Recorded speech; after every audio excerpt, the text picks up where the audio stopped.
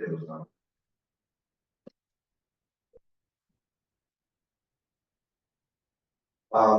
You may notice that the board members are somewhat coordinated and are pressed today. There are a few reasons for this aside from just our juvenile behavior. We are wearing red, white, and blue in honor of the United States of America and its democracy and everything that you all are doing here and have done here today. In all likelihood, is the last day of campus.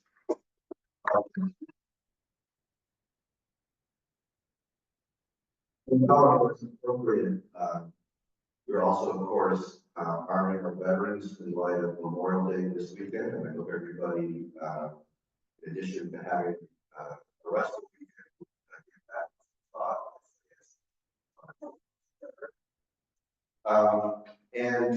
we also wanted to make clear that, at least as far as our board is concerned, we have plenty of things on which we don't agree in terms of red and blue. But we also have plenty of things on which we agree, and we all understand our duty to the process. And I think that probably describes, if not all of you in this room, just about all of you in this room. I had occasion earlier this week that they hear this expressed really well, whatever you think of this person, the Secretary of State. But it's the idea that we can have very strong feelings about we should run elections, who we want to vote for, issues, but that doesn't mean that we don't understand our duty to the process. And I want to thank all of you for your understanding, your duty to the process. I know I usually ask if there's anybody new here today. I'm guessing that we don't have anyone new today. If you're new here today, raise your hand. Oh my gosh. Thank you for joining us today. That's awesome. Thank you for joining us. How many of you were here on Wednesday? Now let me I can't applaud into the whole microphone. Let me just verbally applaud. Ami and I spent yesterday looking at the traditional ballots, the ones that were recommended for projection. And let me just say, after spending the morning looking at the original ballots, we have a new appreciation for all you did on Wednesday. So thank you. I know that process makes the mail-in ballot process look like fun, but we really do appreciate that. We appreciate your continuing to come back and thank my public service, our public health announcement today for not being here tomorrow. Other than I would say, stay healthy for your own benefit and for those around. But anything, we really appreciate everything that you've done for us. I can't quite explain it, but our staff has a tradition of last day where perhaps someone on the staff will be able to explain that. We went to red, white, and blue. That's the order. It's basic. I understand. Maybe the advanced lines. So anyway, you have the microphone for us. So I'm pretty sure we're not going to answer that question. Good morning, everyone. Thank you all for being here today. Thank you all for all of you who helped us. I hope wrap up this campus for the primary. I hope sincerely that we will see you all back in November for general election, because that will be a story for itself. There is no explanation for the vision. No one knows how it started. It doesn't suit us all very well. He's still married, so bear with us for today. There will be a few instructions of remaining batches, and then we'll open today. I'll leave that to Michelle. Good morning, everybody. Just a couple reminders. There will be a few provisional applications still coming through. Most of it will be filled by mail. Remember, please work as a team, one ballot at a time, work together, Make sure you review everything together, make sure you count at the beginning, you count at the end, fill out your sheet. If one of your counts is off, before you keep going, raise your hand. Deal with that moment. If you come across a non-signed ballot within your batches, today's gonna be a little different than what you did before. That unsigned ballot will now become a board referral. We're not gonna remove it from the batch, it'll just become a regular board referral, okay? That's it. So,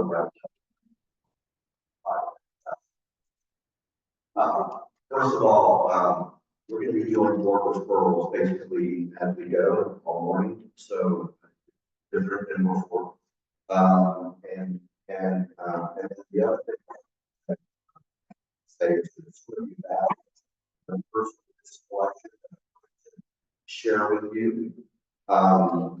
As far as early voting goes, there were about 2,000 people who voted early.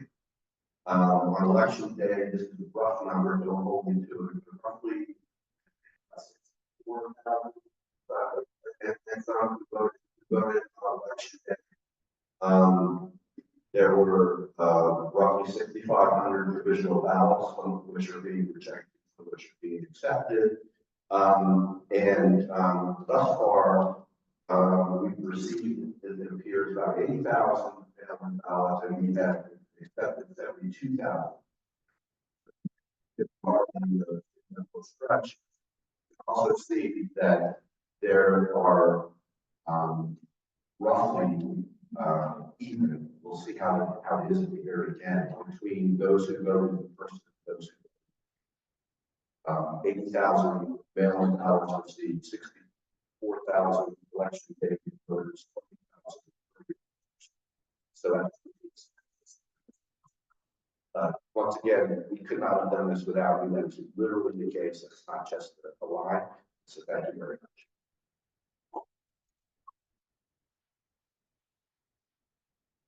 Just really quick, everybody, one more thing, FPOs.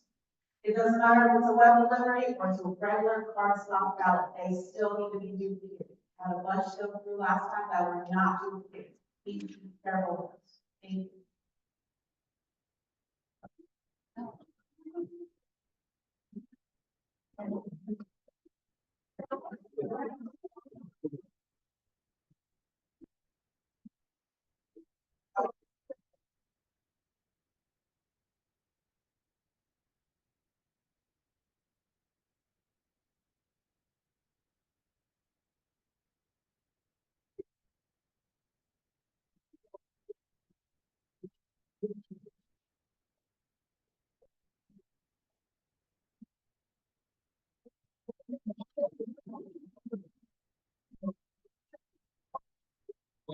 Yes, it's helpful, but I thought we had one new worker.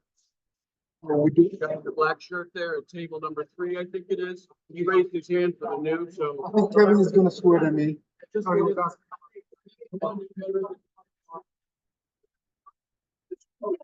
Okay. No, thank you for bringing it to our attention.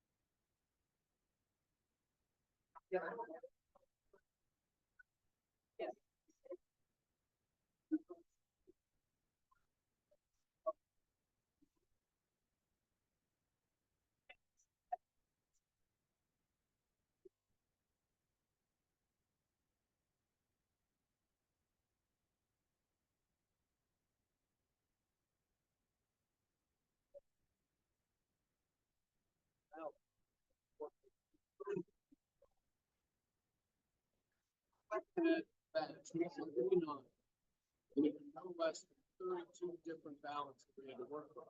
Some had multiples of them. So just to sort all that out, we needed 2 tables. So it's a good thing the table in front and to the side they let me know. I'm surprised that you're doing that tomorrow. Because Yeah, all most of them are- Yeah.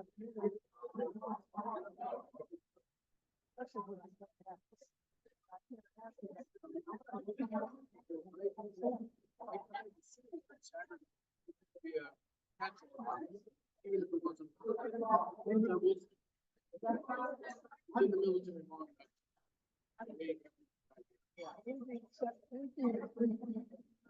military long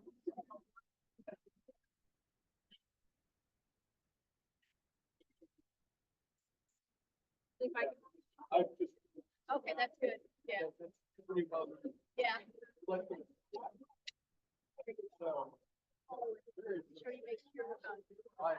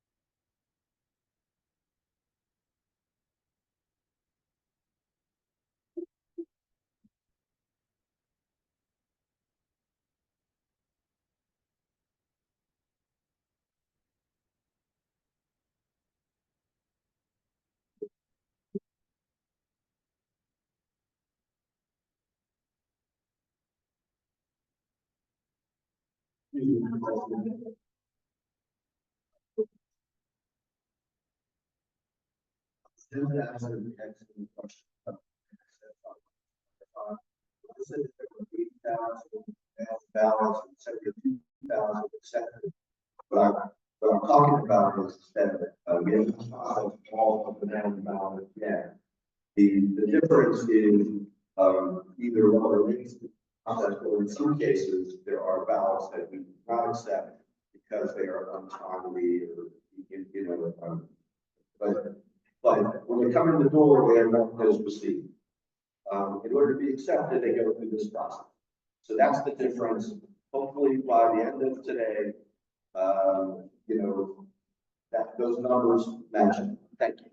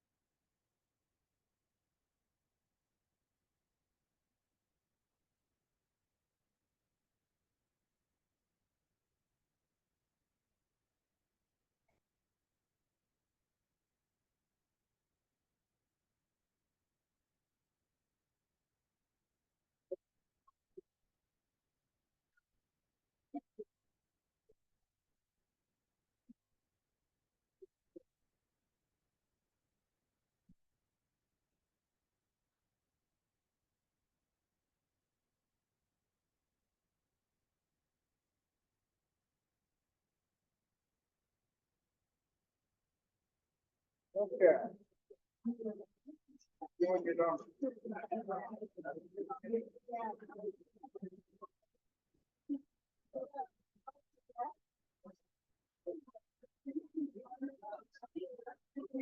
Yeah, Lord.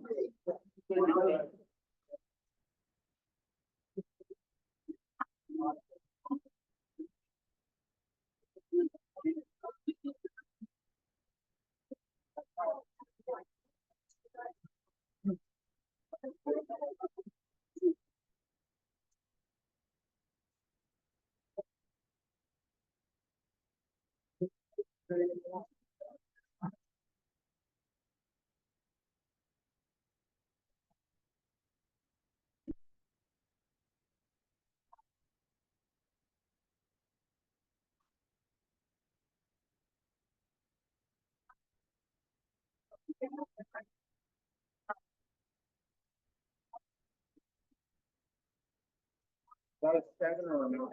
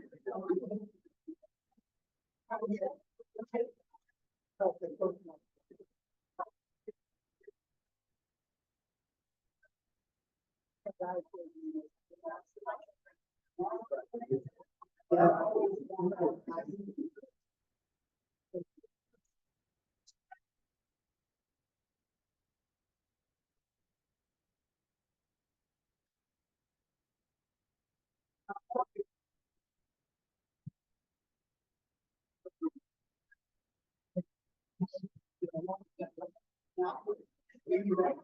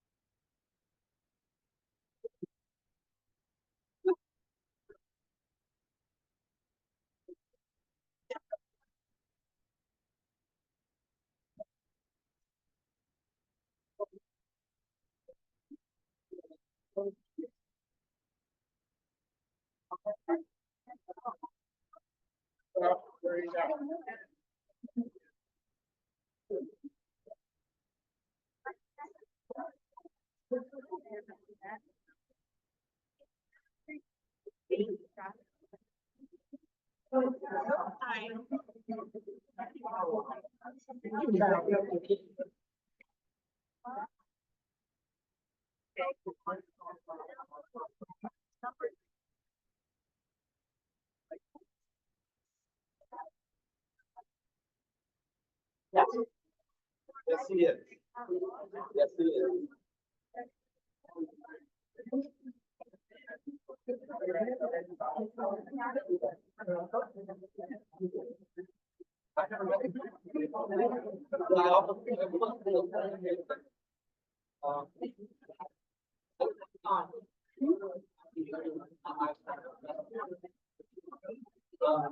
And I really wanted to, suggest that the article on Thursday after the election, which you give some, thank you for credit for our work.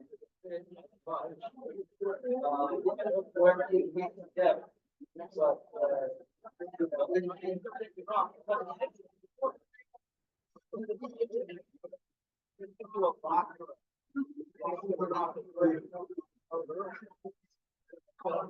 That's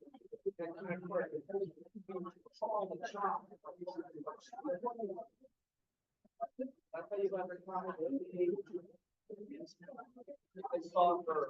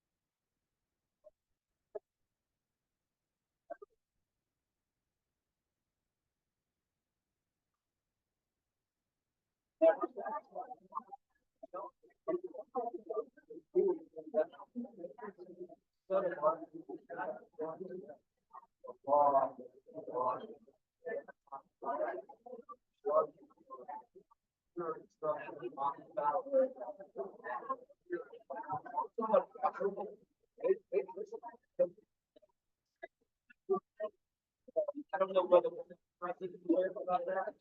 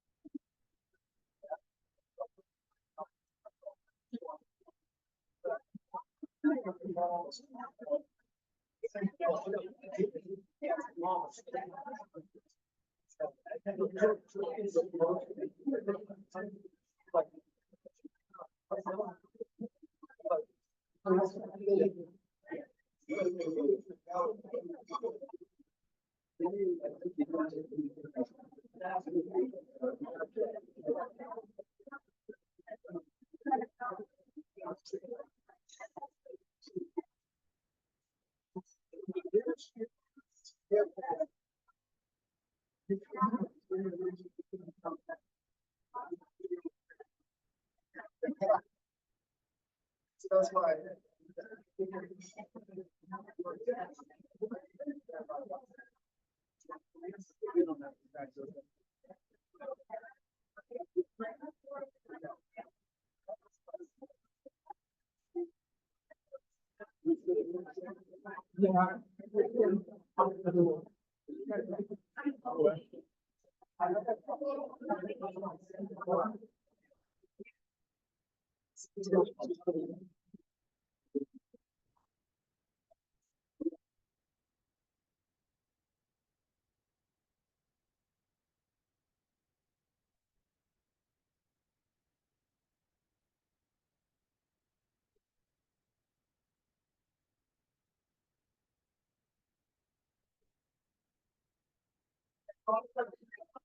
Sorry.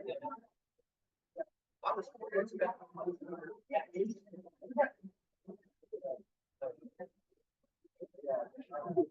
I'm like, knocking on wood, I'm not quite ready for the air. You know,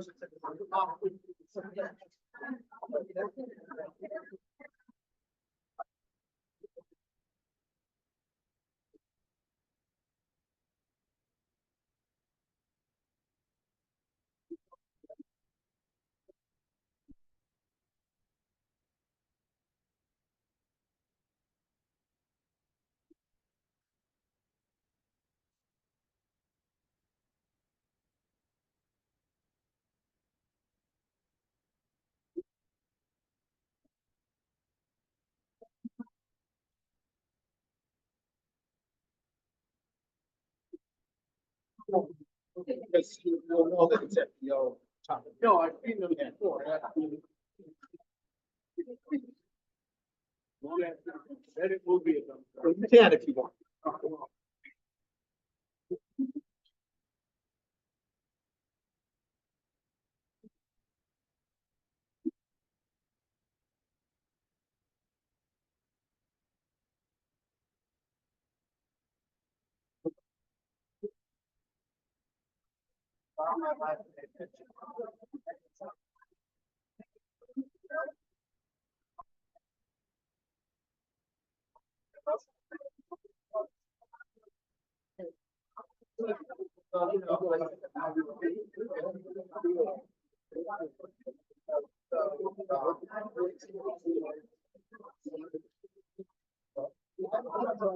Yes, they will.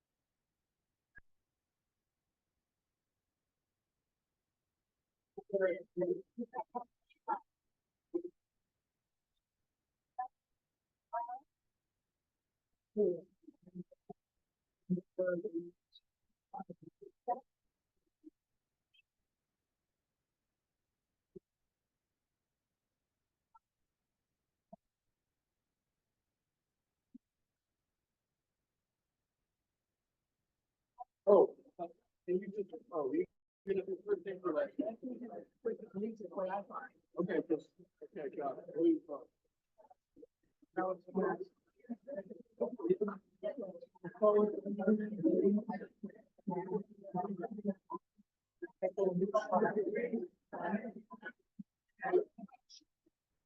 Yes,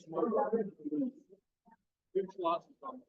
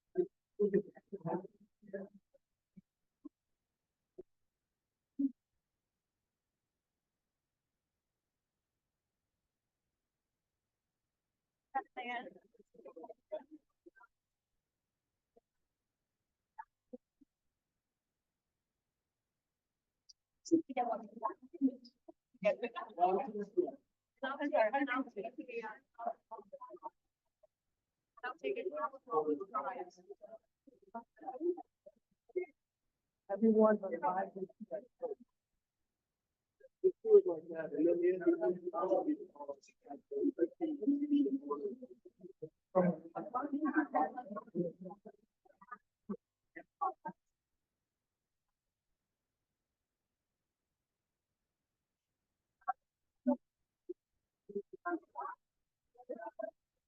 end.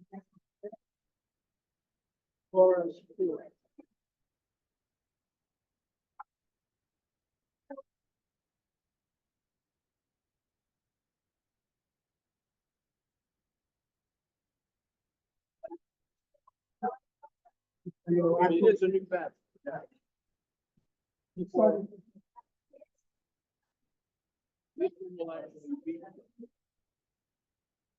Because we have an odd number, we only have. We're gonna need that back. On one side.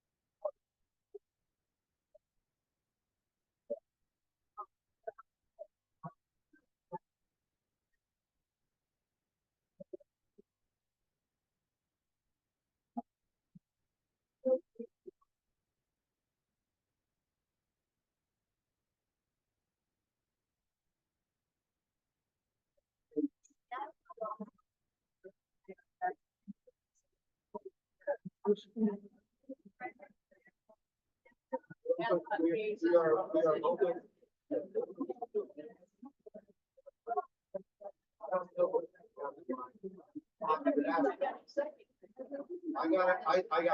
I got some too. I don't know.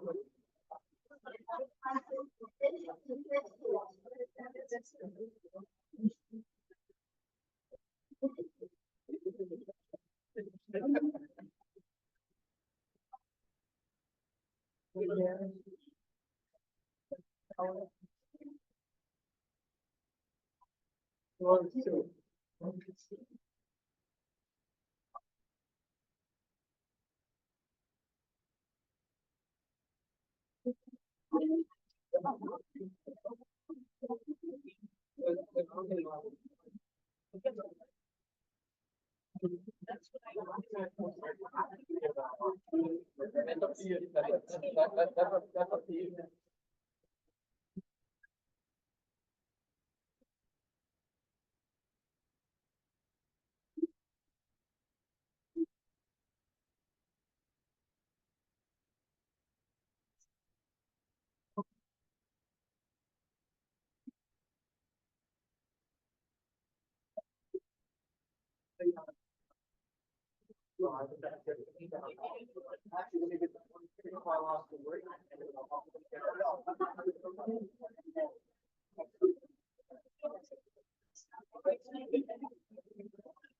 I would say,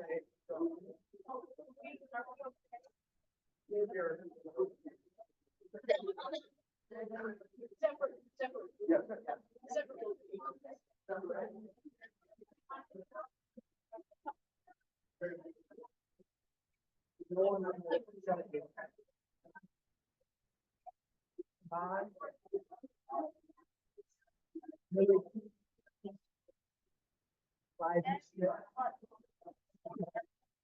three, you know?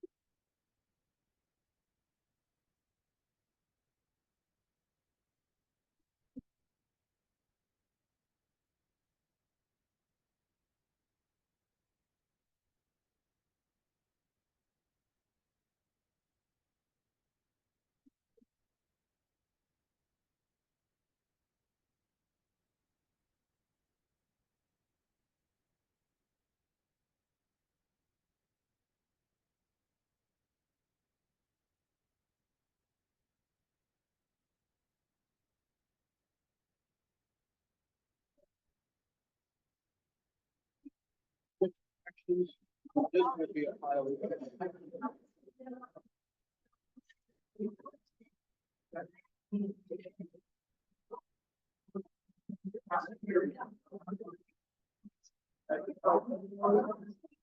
No,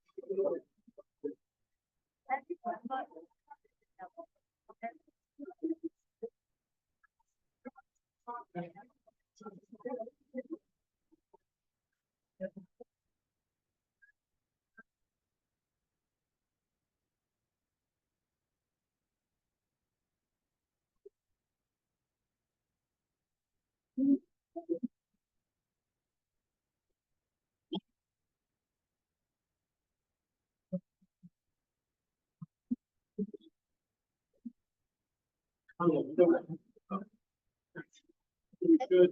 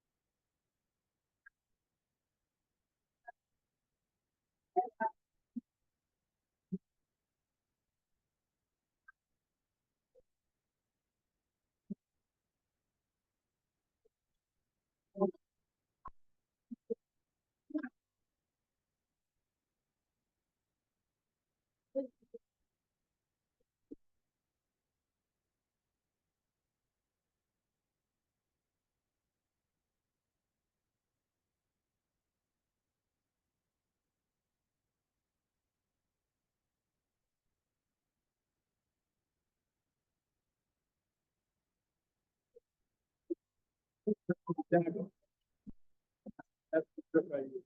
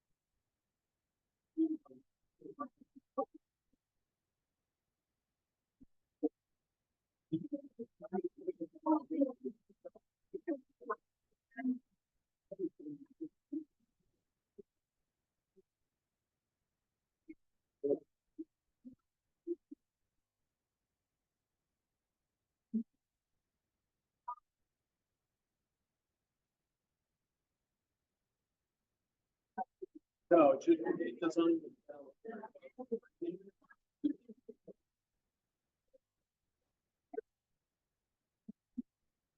It's stack of nine.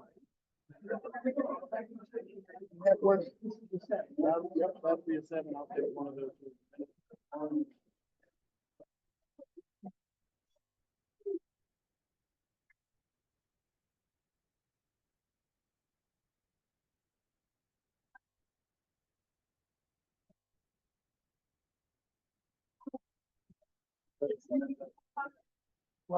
And then we'll end up. Oh, you're right. Yeah.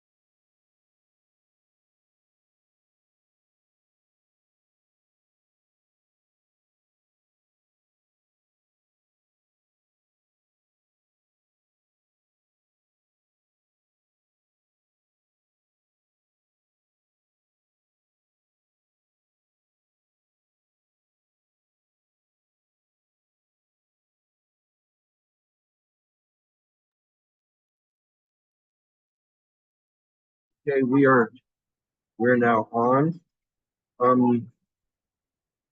I can't tell. I'll That's really interesting. Um, I believe that that one is not muted.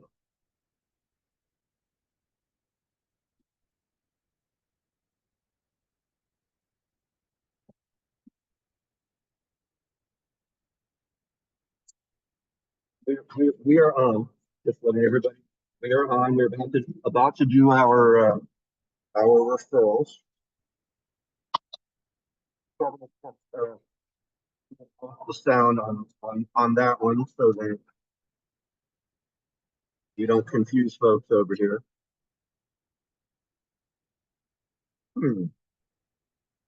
That's odd. It says it's connecting to audio.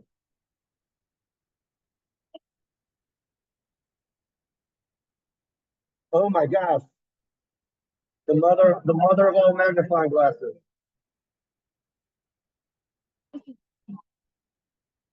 Well, we're gonna need it for some of them, for the poke marks.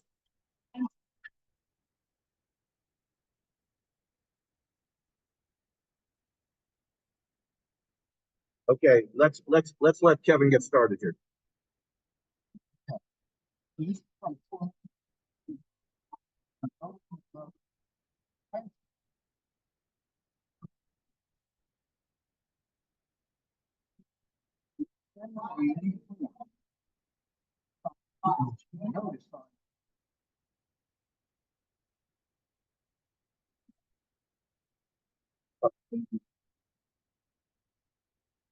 So the voter's note does not say which one they actually wanted.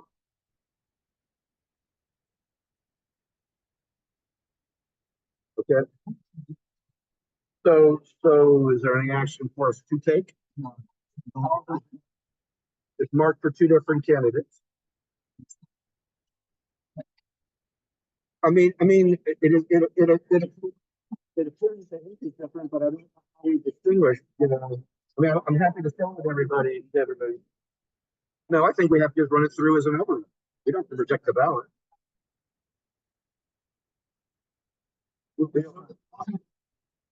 Right. I mean, basically, right. The issue is that the voter wanted a new ballot, but they put it in their ballot. Instead of calling the board or contacting the board, they put it in their ballot envelope and it was too late. So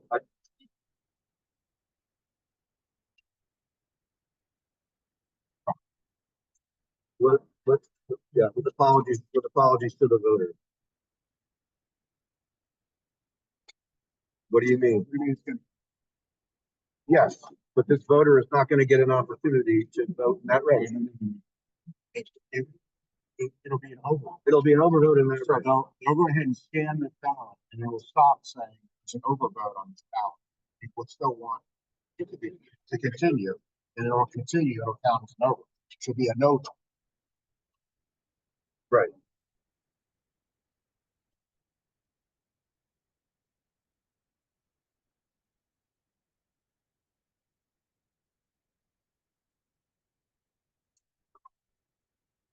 Okay, this is Thank you.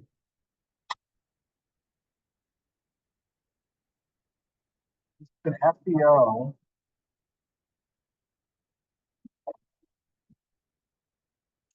There's, no, not a.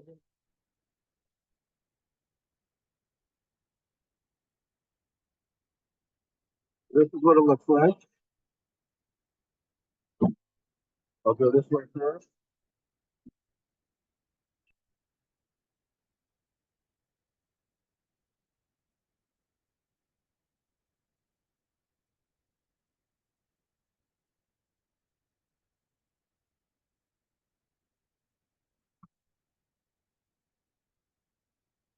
Coming your way next.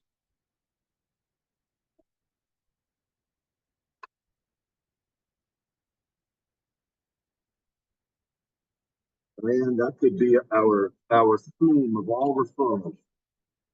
Why would someone do that?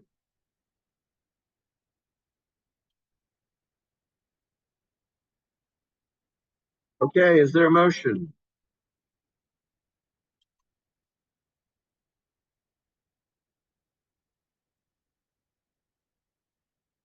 So in other words, you're moving that this ballot be put through its current form. I said, assuming it can be, it looks like it started to duplicate. Yes. So in other words, if they were to duplicate it, they're gonna duplicate it. Is that it? Is that, is there consensus on that? Okay. So what do you want us to say, put it through, or do you want us to just say it's an overvote? It's an overvote. I'll put it back. Okay. I think we agree that it's an overvote.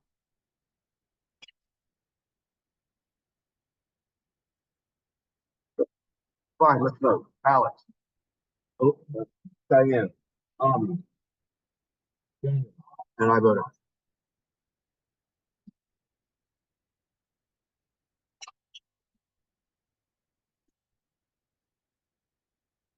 Always good to be sure. Okay, this is a ballot from 0510 web delivery.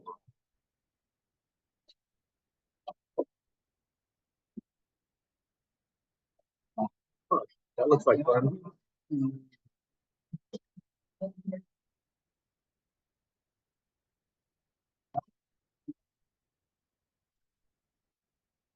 Okay. I'm just seeing, all right. So this is what, oops.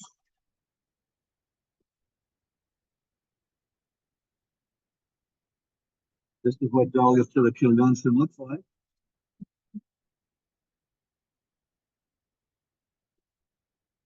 Take a picture.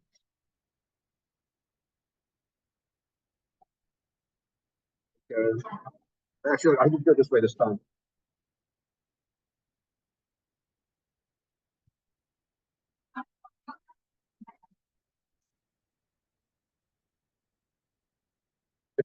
It's coming. It's coming back. I try to alternate.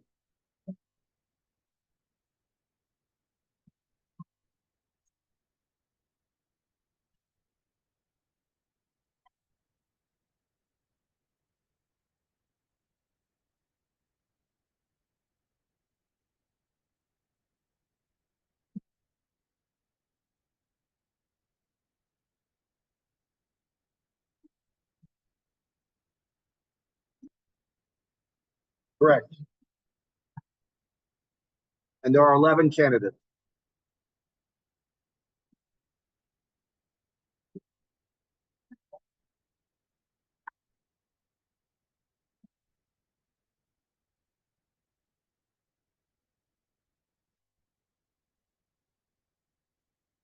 Let me know when you're done looking so we can start the conversation.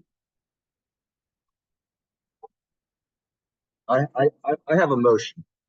I'll just make a motion. I move that we count the vote for the top 10 candidates on that list, and that it's not a vote for the last candidate.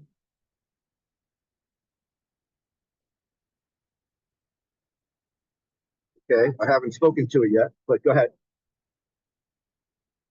Okay, so from what I can tell, um, it is clearly not a vote for the last one, and in each of the other cases, while it is, in some cases it's very neat, and in some cases it's very messy. But for the four where it's very messy, in each case, they have marked through the circle, and they have not marked clearly an indication that they're not voting. So to me, they have cast 10 legitimate votes, and that's the reason for my motion.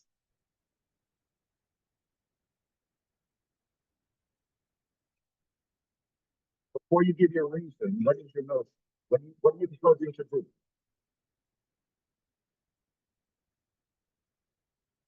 Move to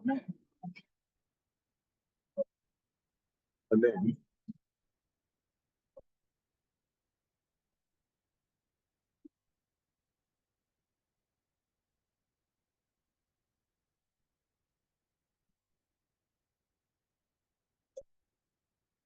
So So you are moving to not count the votes for Shaw, Smith, Wilkins, and Mormon.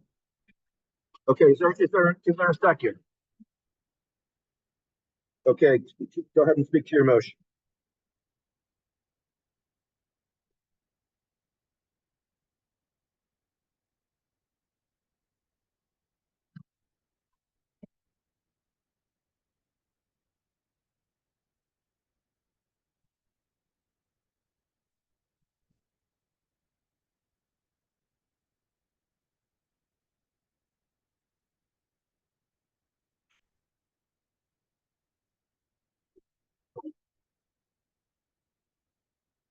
So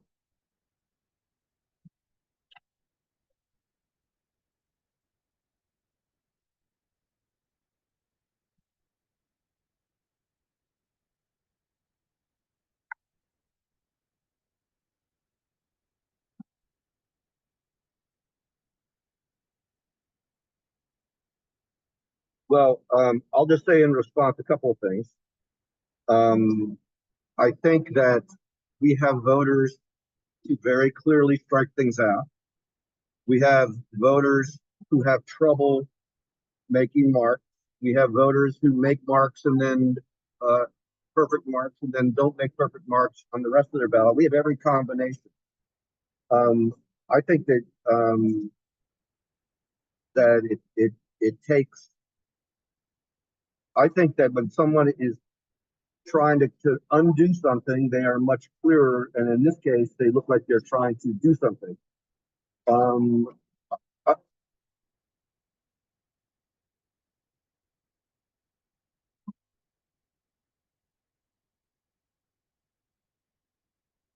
well, there could be a number of reasons. I think that well, it's entirely possible that the person got tired. It's entirely possible that the person got distracted.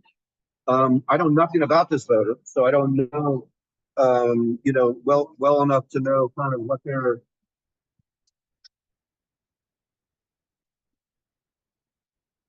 To me, yes, I can. I think that the voter intent is clearly manifest. Can you say that the mark for Jeff Wallstriker is not stricken in? By your theory, if there's any mark, well, there is no. But what I'm saying to you is that if you say that a scribble is a strikeout, there is a scribble that goes through the circle for Jeff Wallstriker.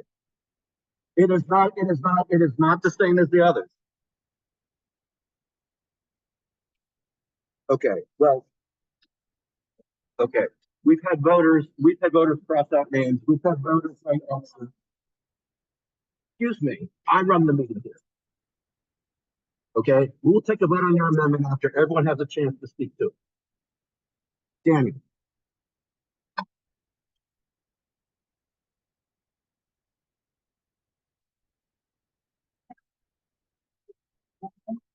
It was. Well, I'm telling you, let me run the meeting.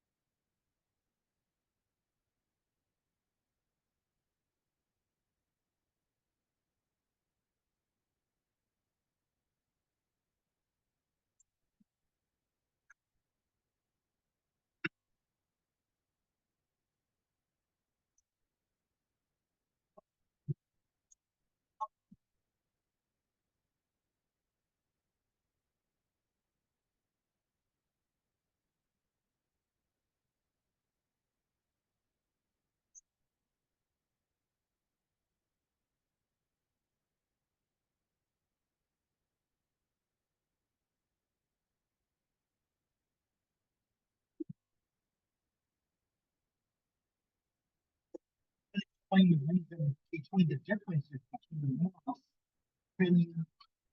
Alex, well, let me say to that, that we can't explain a lot of things that our voters do. We have voters who punch holes in our ballots, and we attempt to fit. No, no. There's a standard in the statute that we have to decide what we think they're intended, and whether we think we can clearly determine their intent. You can have your version of what that is, and I can have mine. But there is not a requirement that we be able to explain each person's penmanship, each person's decision on each thing. There's a requirement for us to decide whether we think that there is an intent to vote or not an intent to vote.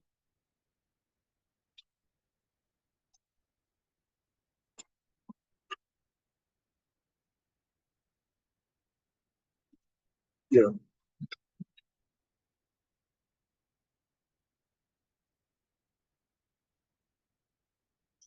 yes,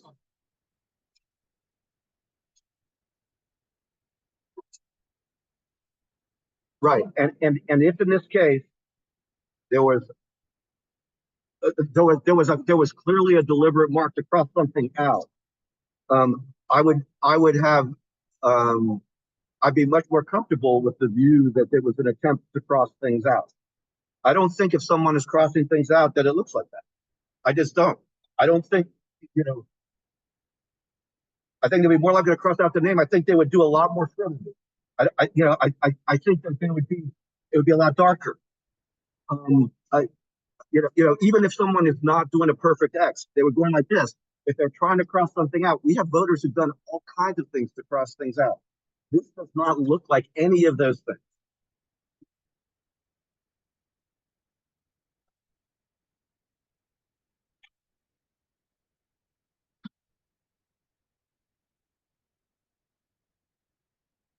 Well, let me say we have it. We have accepted, and the state has accepted. Okay, go ahead.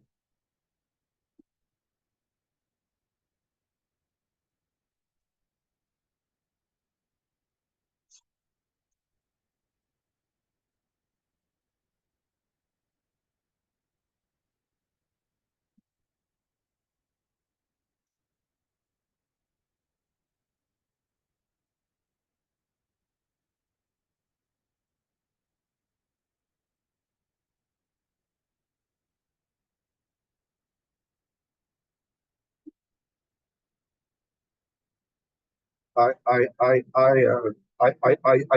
disagree with the use of the word crazy. I think that there is scribble. I think there's crazy is pejorative.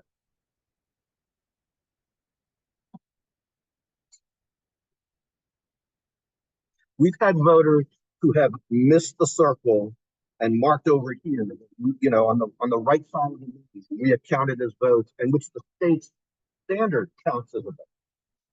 So, all right, the question is on. We are going to have a vote on the amendment. Thank you for all of you teaching me how to run a meeting. The question is on Diane's amendment. Diane, Alex, Gilman, Ami, and I vote no. So now the question is on my motion, which is to count the top 10 on the list, not to vote for the candidate at the bottom, which is Ms. Zebra. Any further discussion? Gilman, Ami, Diane, Alex, and I vote aye.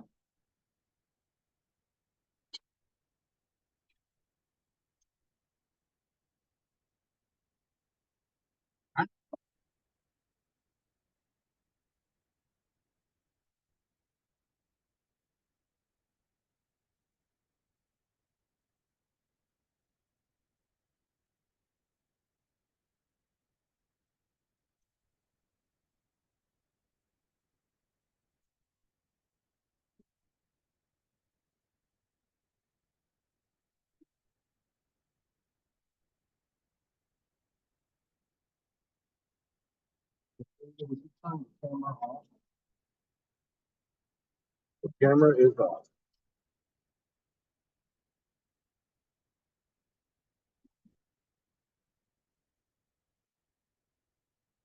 22.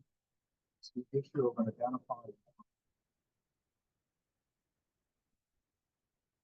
So this makes it even better. So, just to get some context here. So this is a signed provisional ballot. Yes. So the voter not only signed the envelope, although it's hard to, right, it's kind of hard to make it out. Well, I believe, I don't know if it's a man or a woman, but this is interesting because that does not appear to be the last name of the person.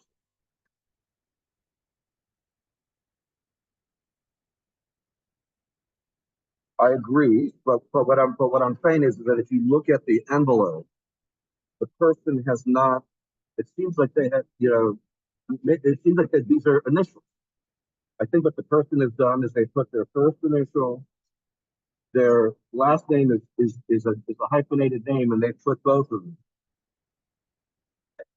Well, that's what it is. It's a right. That's the first name. The last name is a hyphenated name, and I believe what they've done is they have put I not when you look at what their last name is. When you look at what their last no, it does not, because that is not the second letter of the first name. That is the first letter of the middle name.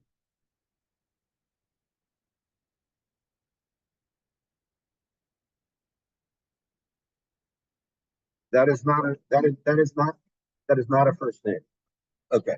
Well, I'm gonna pass the ballot. I'm gonna pass the ballot for everyone to see.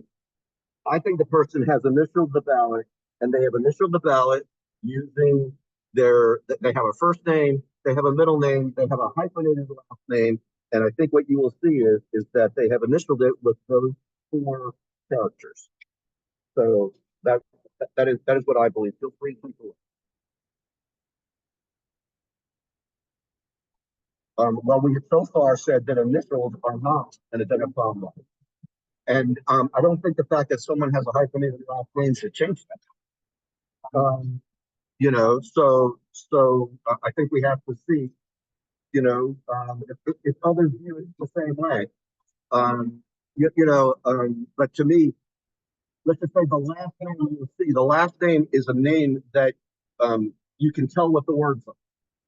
And so that is, that is why I'm coming out, the way I do. But everyone can have their own opinion.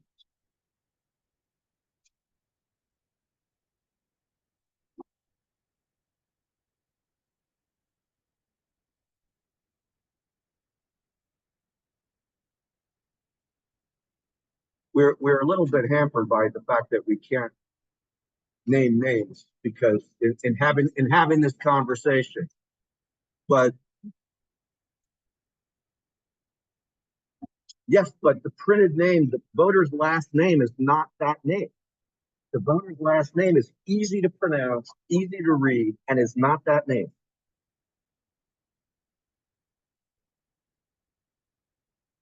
Okay. This is not one name, but okay.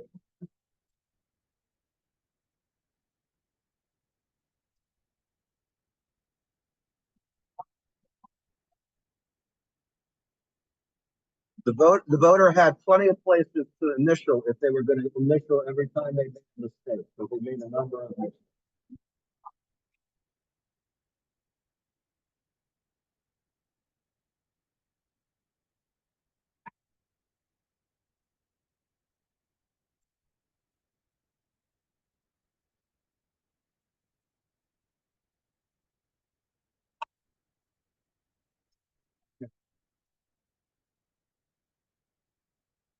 No, I'm pretty sure in our region. Like that.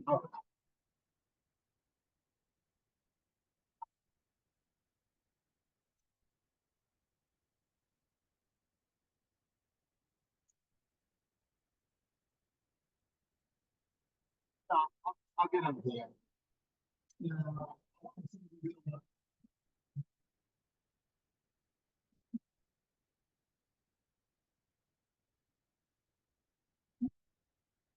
That is the initials would be that letter, well, I'm sorry, that letter, that letter, and that letter. And if you look at this, that is what it is. Because that last thing at the end, that last thing at the end is that. So I think those are four initials, four initials, four initials. And since they're initials, I move to accept this ballot.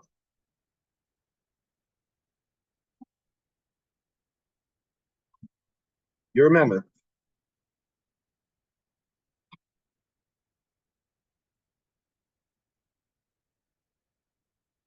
There's no need for an amendment. If I move to accept it, the choices are accept or reject. And then if we don't accept it, you can make a motion to reject. Otherwise, we have to then vote twice because we're going to vote on the amendment and then we're going to vote again on the main motion. Well, really, only one person needs to vote to accept. Oh, is that right? Whoever. Okay. It's going to be accepted. Well, not because I'm president, just because I'm breathing and living and working and a member of the board.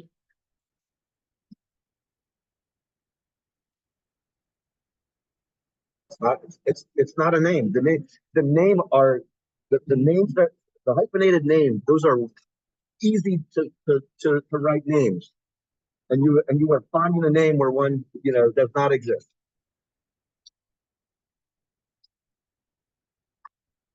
You have voted. You have voted to say that initials are acceptable before. Those are initials. No, no, you have accepted ballots with initials. You have.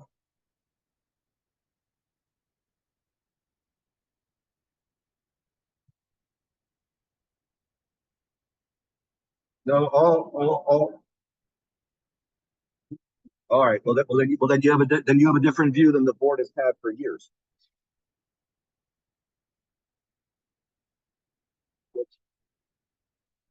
We can debate that.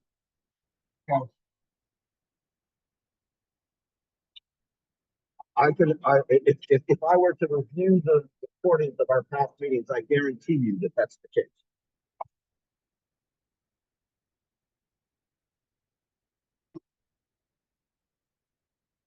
Okay, so this provisional two from 0417, two provisional in the envelope. They are not identical. But they were both in the same envelope? I move that we reject them. Any discussion? Okay, Alex, Diane, Bonnie, they are rejected.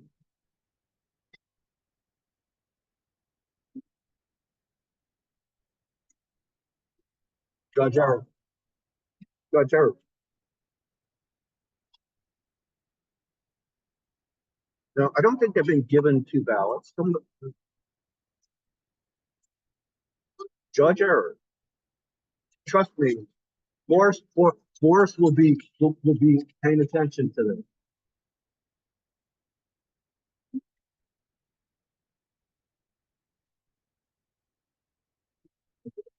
Yes, it's a problem getting judges properly trained to make sure. Well, it's also a problem to get judges willing to do it because everyone's intimidated. So if we beat on them too hard, no one will do it. But on the other hand, we have to train them so that they are confident in their ability to do it. Because everybody's, very worried. Remember, we have people who don't even want to be chief judges because they don't want to sign their names. So.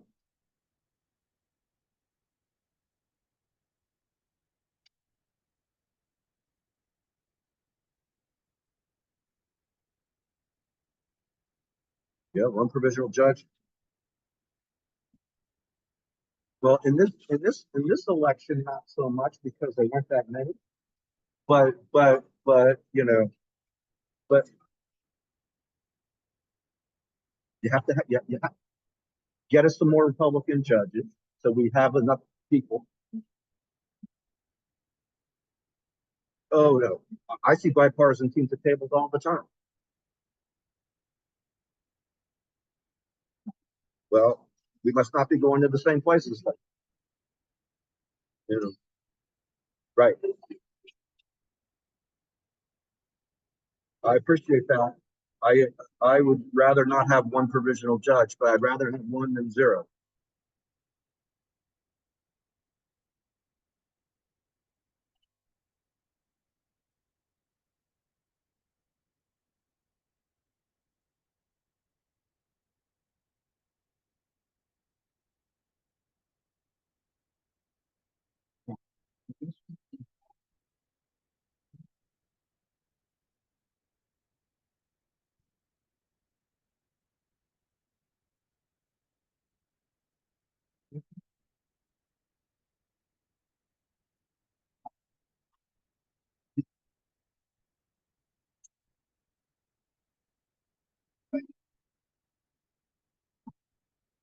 So I'm confused. Basically, they went to the machine because part of what we heard yesterday is that the voters sometimes decide which ballot they're getting on the BMD, which sometimes, right, votes have happened.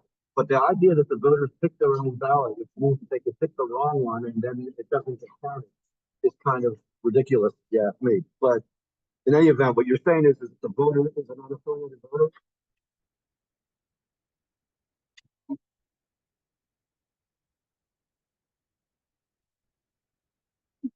Yes, I know.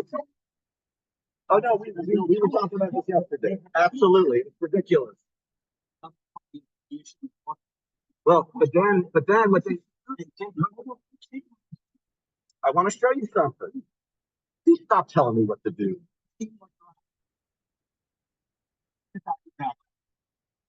I'm feeling.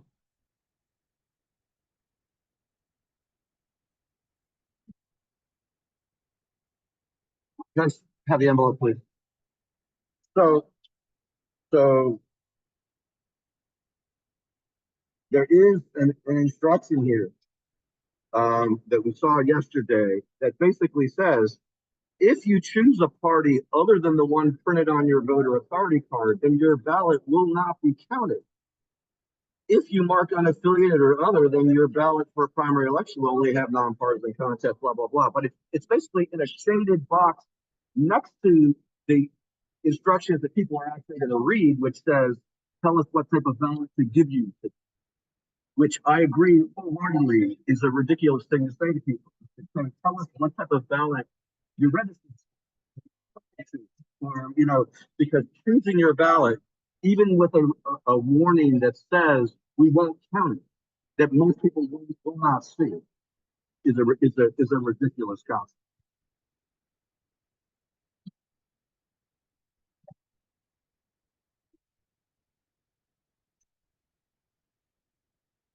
The law says that we have to reject a provisional ballot if somebody votes the ballot that they are not registered to and entitled to. And further, you may recall from our discussion of our legislative proposals that in this case, the voter was entitled to vote for board. We are required to vote for Board of Education, even though they'd be entitled to vote for Board of Education regardless of their party affiliation. And I strongly disagree with that because every voter has a right to vote for Board of Education.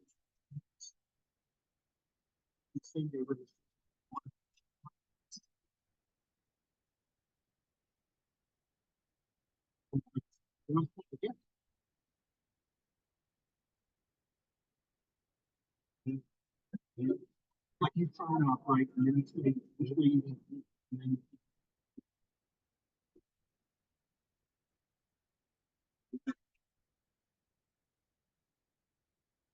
or they selected it themselves.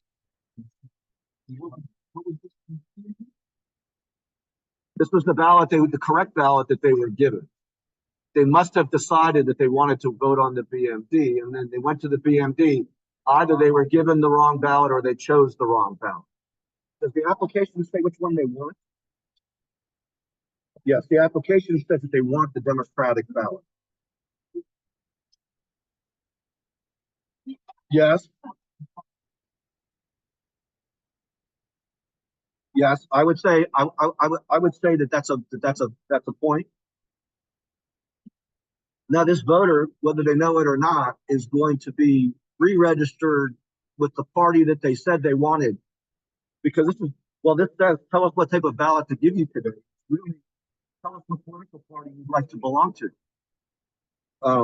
So that is also, no, it may be that they just wanted to vote in that election that time. They may come from a state that has an open primary and not know what Maryland rules are. No, this form needs reform in a big way. In a big way.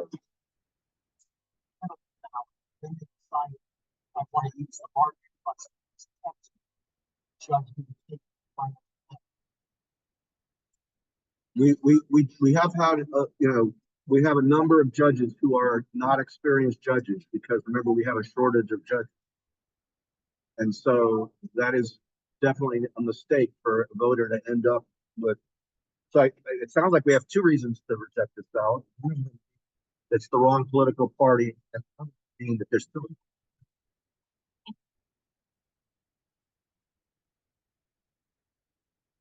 They got a provisional ballot because they're unaffiliated and they wanted a Democratic ballot.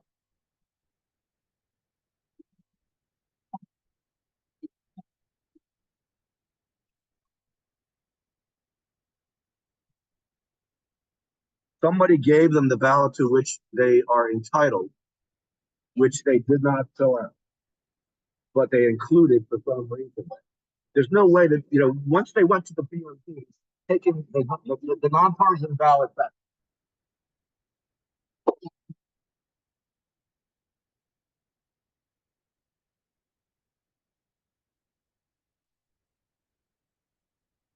Well, if it's correct. See, what happens is a lot of times, you see, because over here under political party affiliation, it doesn't say what are you affiliated with. It says you must choose to vote in a party's primary. You must choose that political party. But you and I both know that you're not allowed to choose at the polls. So as a result, this also needs to be revised.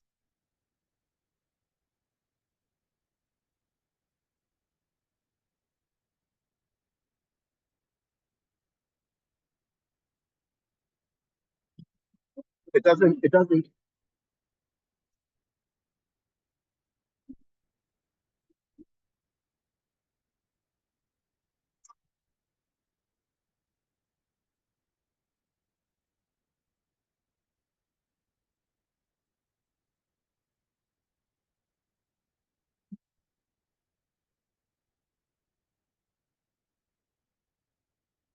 it says new, Kevin, does that mean same day registration?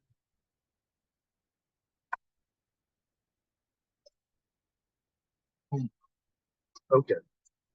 So under same day registration,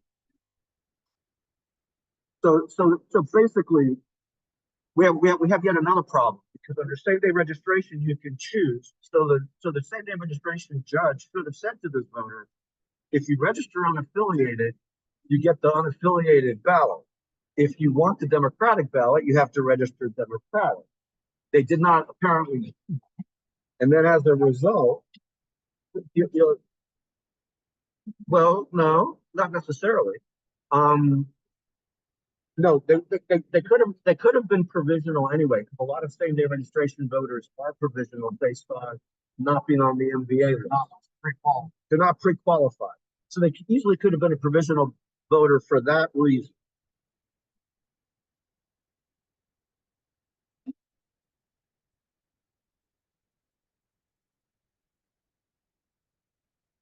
They would have said, I need to register to vote. They would have said, go to same day registration. And for same day registration, they would have filled out this form. And you would think that you can, here's the thing. Our judges are trained not to argue with voters. but on the other hand, there's a line there which is sometimes you have to inform the voter. And if a voter checks the unaffiliated box and they're a new voter, and then they check the Democratic Party ballot, someone might want to say to them, "Hey, you have to choose. If you choose unaffiliated, you get the unaffiliated ballot. If you choose Democratic or Republican, you get the Democratic or Republican ballot." In this case, they chose unaffiliated. Somebody gave them an unaffiliated ballot. They then said they wanted to give them the BAB. They should not have let them keep the ballot. You know, yes. We're going to be rejecting this.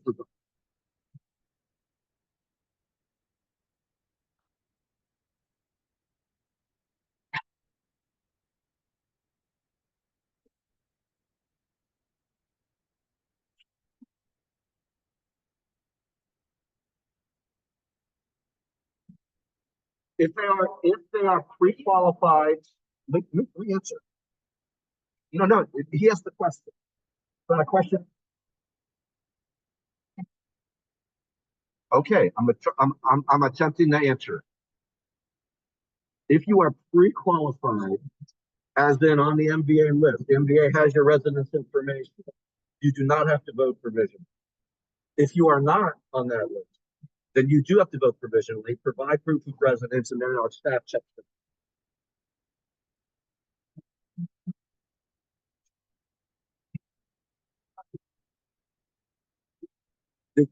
This ballot has a few reasons to be rejected, unfortunately, but yes, please. Any discussion? Daniel, Ami, Diane, Alex. I vote aye. Ballot is rejected.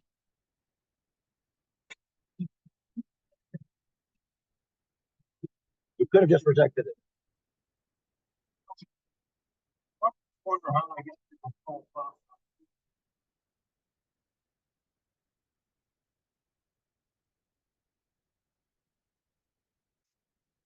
I would highly recommend that we all think about how to get them to change this form, because the form is deficient in many ways. It's actually better than it was, but that doesn't say much, because it has a warning here that basically says in smaller type, if you look at it, that if you choose the wrong ballot, it will be rejected. But that doesn't really, we're still in kind of encouraging people to choose a ballot. Per Alex's point.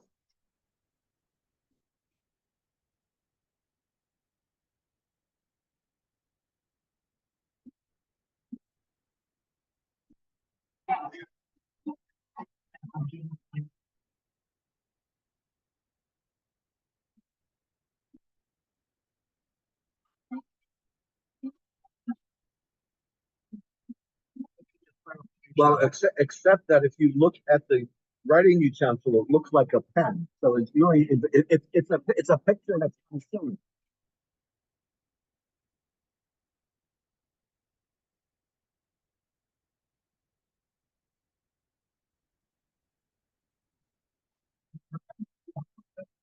Do not erase.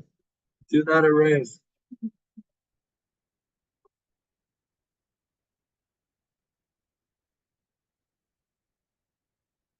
God help us when people try. Yeah.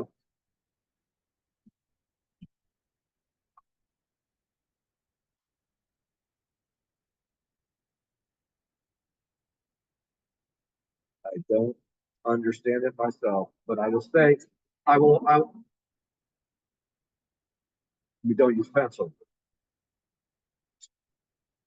We have said it multiple times in multiple places. And I will say this, I don't think we can expect that our voters all read every portion of the sample ballot. So it really has to be on the ballot. Yeah, but we have to get the state to make a change.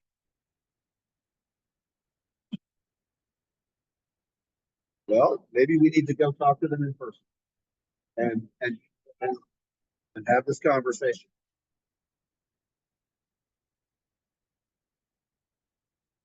Who could blame them?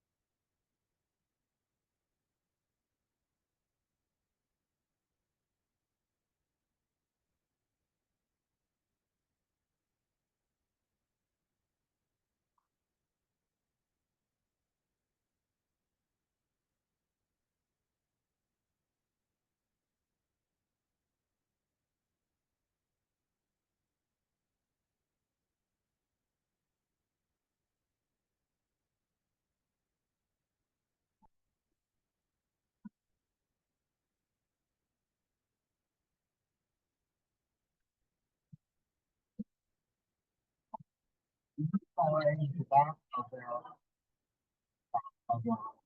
envelope. They closed it. So this is the certification of assistance. This is not the oath, which we have in the past accepted. But okay, compare the language. Oh no, the language is not the same. The language is different. But we have in the past we have interpreted that as an attempt to sign the oath. But yes, we have. Yes, under President Shallot. The reasoning was that the voter was attempting to sign the oath and they just signed the wrong piece of paper. I don't remember our opinion on that question. I'm not saying that we have to do the same thing. New board, but I'm just saying that is what we've done. Kevin probably remembers. So we have accepted the certificate of assistance. Both here and the language is both right up here. Oh, you're right. It's the exact same way. Okay.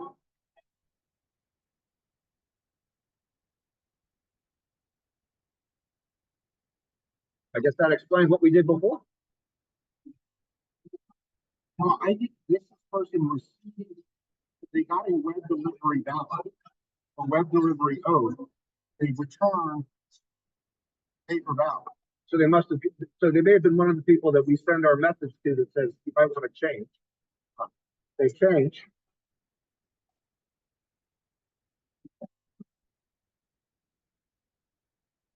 Cancel, cancel it. If you've already been, well, whatever the case, the penalty for not canceling is not that we don't count your vote.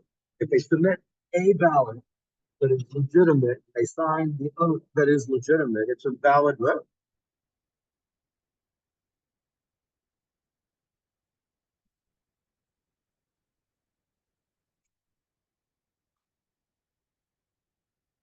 Actually, I don't know. I don't know that that's the case. I think they can order a second ballot as long as they only send us one.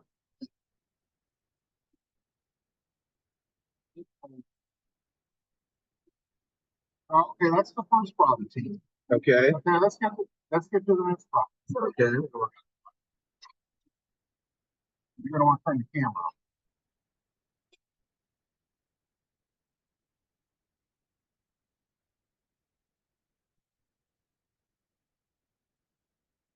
That's not right.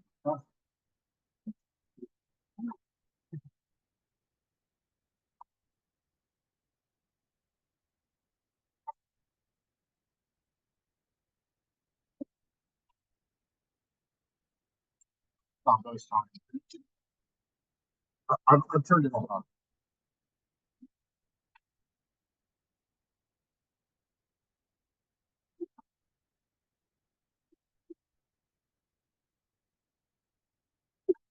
But I would think that that's not the question as to whether we personally accept. The question is whether we legally accept. Is there a requirement that there be an original signature? And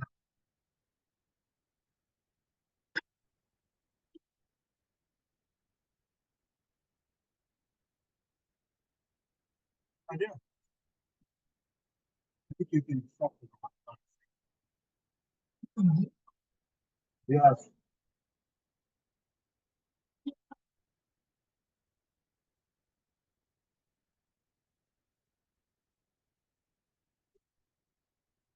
I think Kevin just told us that if it is a printed signature, that is still a valid signature.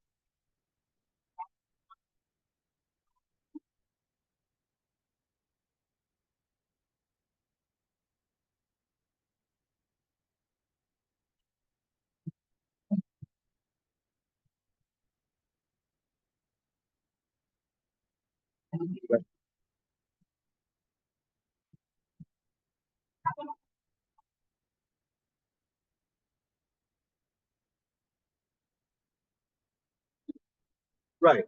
It is in fact the same oath. It is not simply the fill out the I assisted the vote. Right. The second issue is whether that as to whether those what is on that ballot is an identifying mark.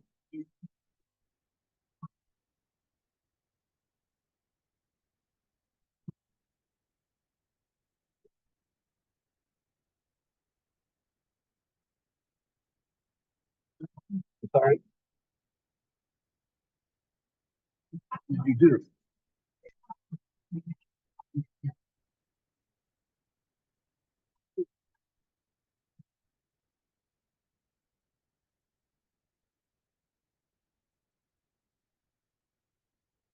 That to me, that's the biggest question. Is what it is what is that? That that and that. It's actually lost. It's actually well, it's not a complete signature, but the question is, does it qualify?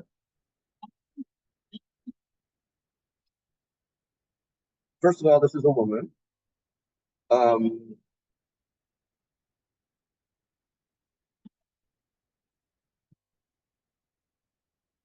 okay, so the question is there a motion? You've seen it.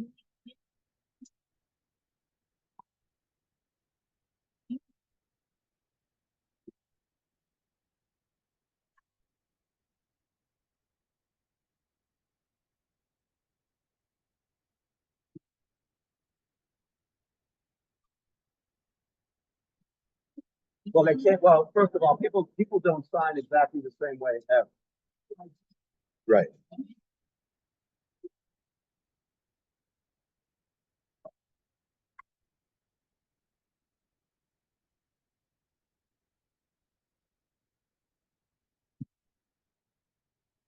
Okay. Ami, do you have a motion?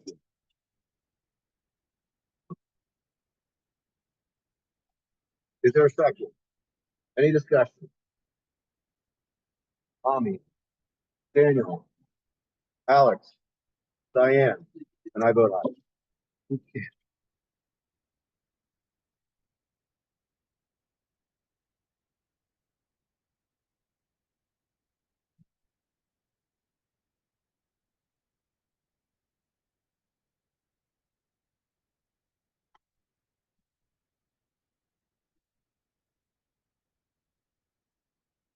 There, there, there, there, there should be no argument about the validity of the signature once Kevin tells us that it qualifies legally.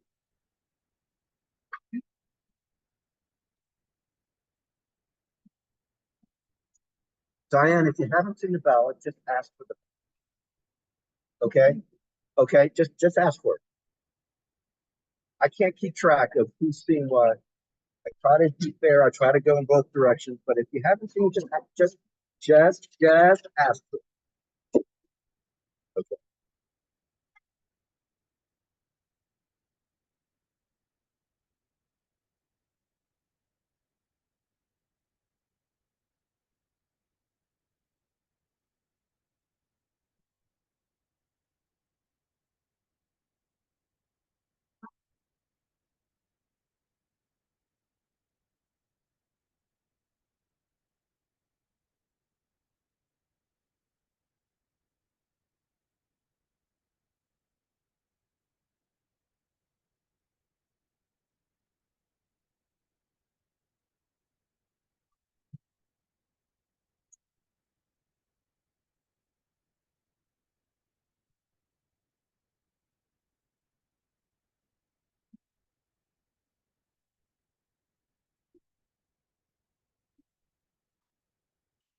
Almost certainly. Kevin probably knows that off the top of his head. No, you asked him?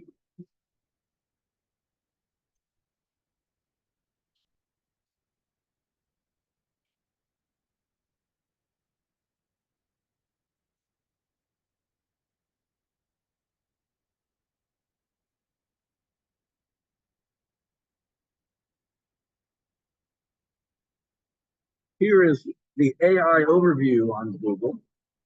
The Maryland Uniform Electronic Transactions Act states that electronic signatures are legally valid in Maryland and cannot be denied legal effect or enforceability just because they are electronic. The act also states that electronic records can satisfy laws that require records to be in writing. That probably is what you're talking about.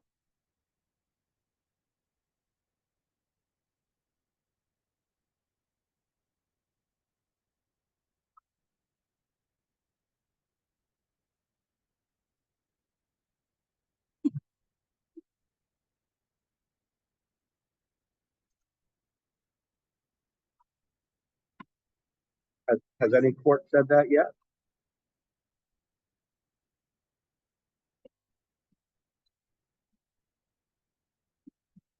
Next thing we'll be bringing up on. Don't find mails that they believe are untimely. They're not ready. So take a break. You can take a break. Okay, I'm turning off the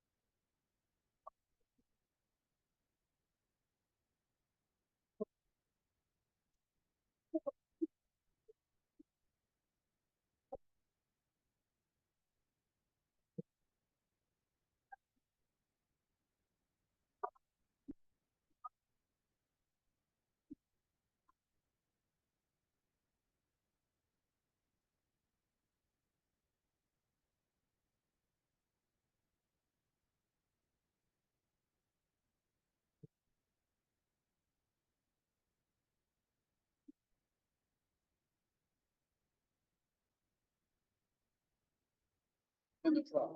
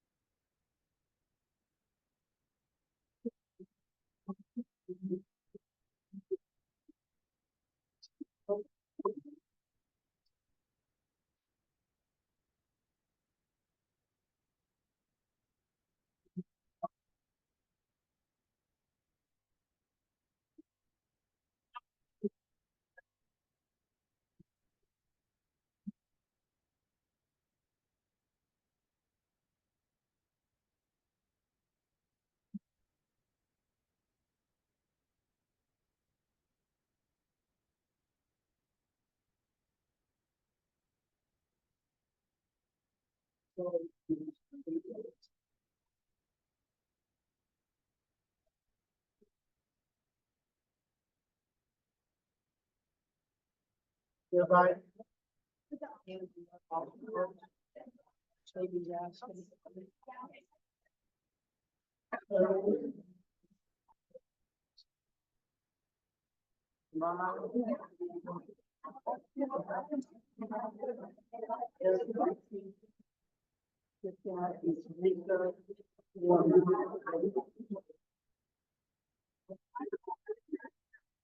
Three.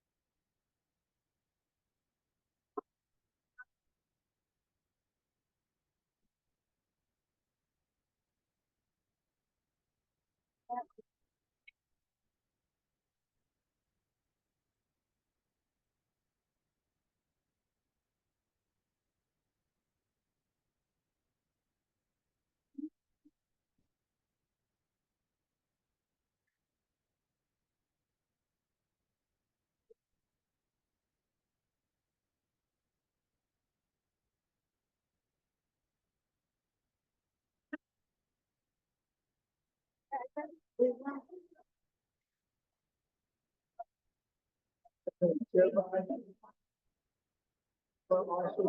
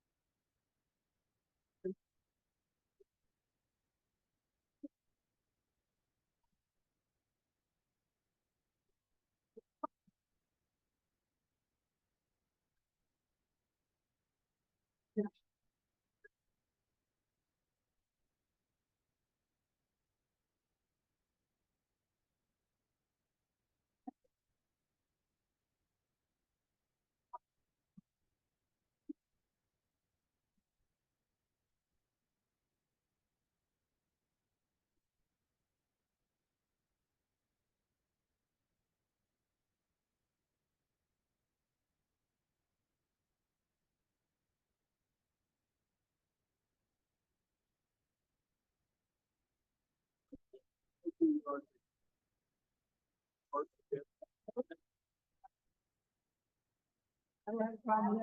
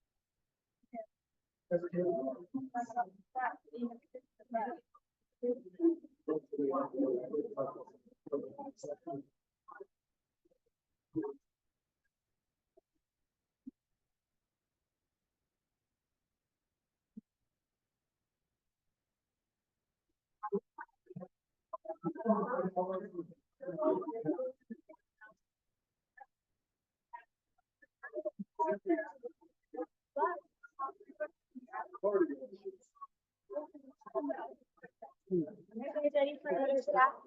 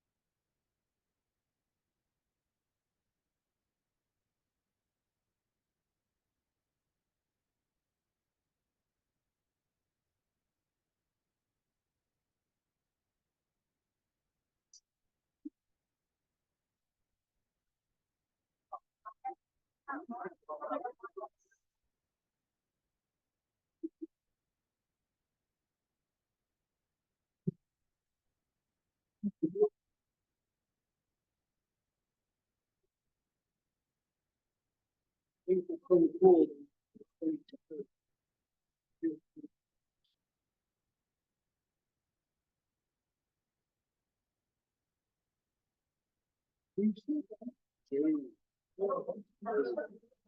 Well, I mean, they only did static ones.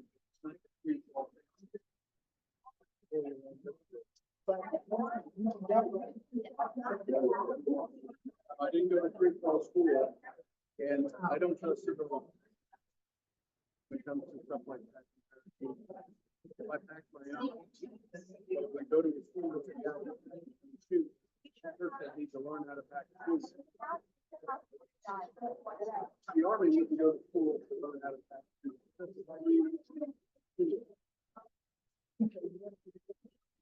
Yeah. Yeah. Exactly. Right.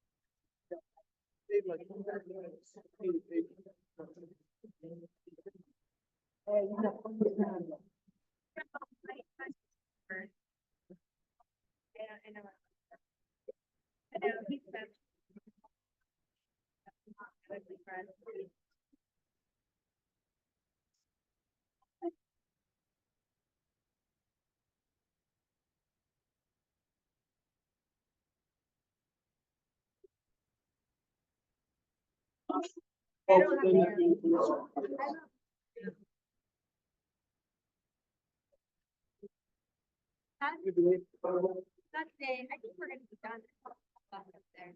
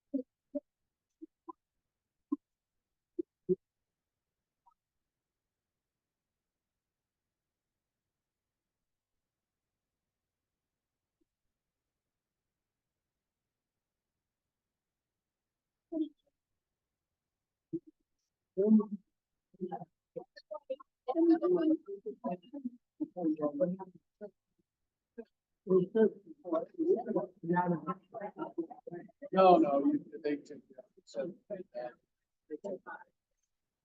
okay.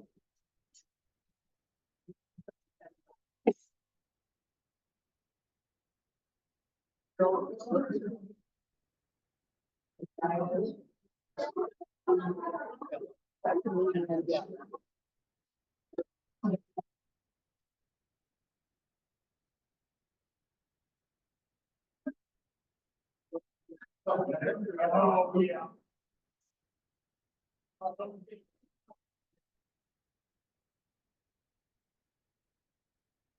Not at 20, higher. Hell, you're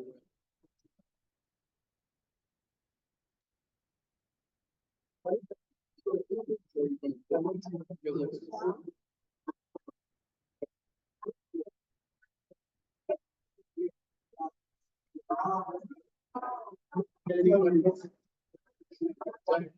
Well, and you don't want to be seen. Because you go off at 20,000 feet where you can't really tell what's happening. You can't certainly see a person, especially in a Delta. But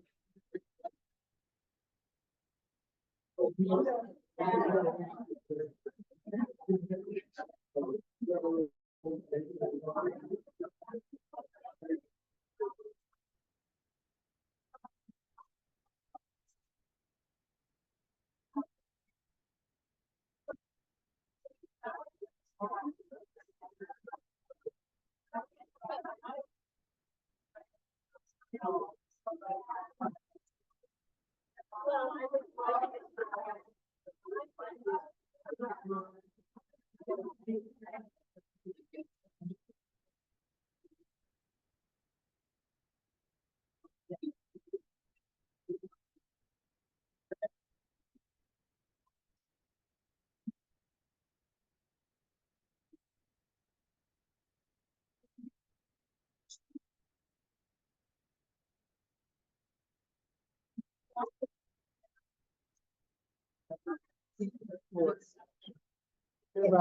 they can change that. And everybody.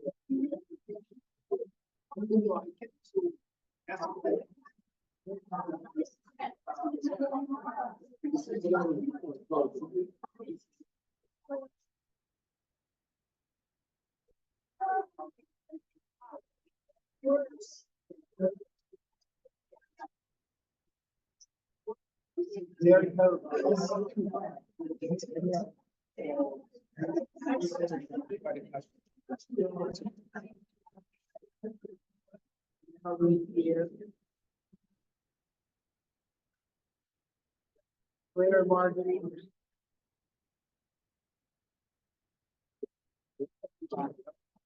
Oh, man, first. Is there here?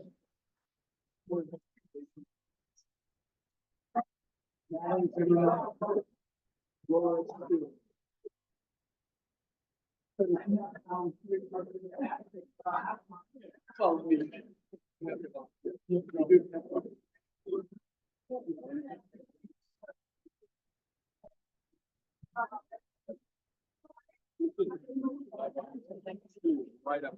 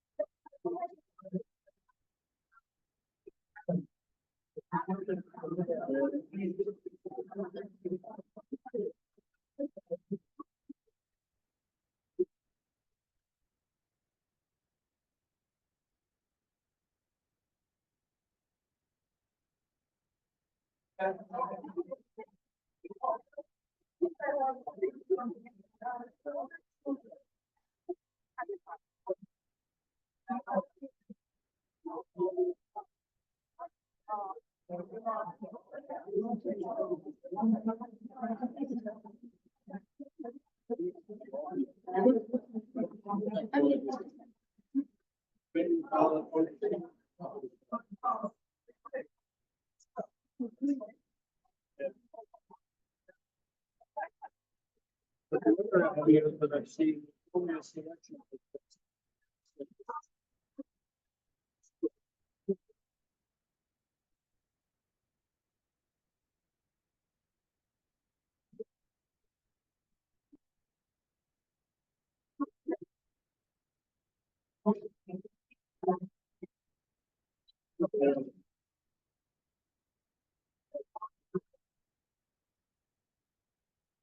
I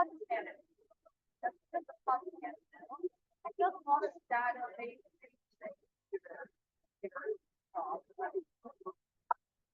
Yeah, a lot of I just say something of the law.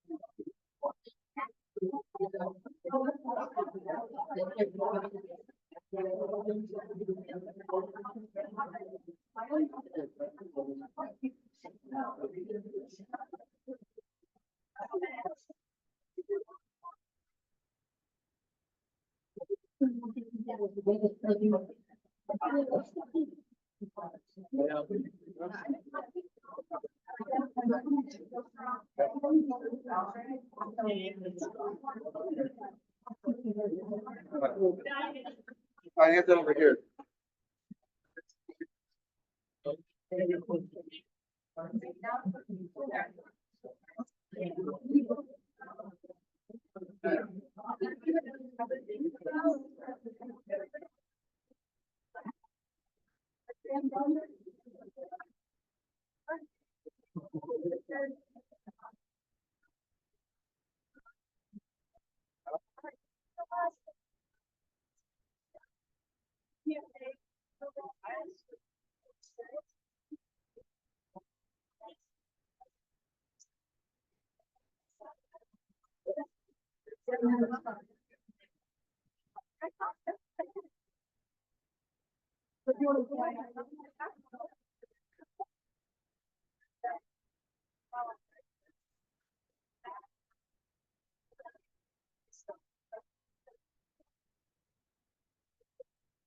So we have an FPO with a bunch of different selections. We have to beat this one.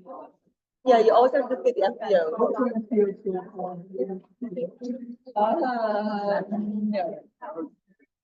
So, is then. right, it's, 256, that's all. Can we just do a quick little, input for me? Thank you.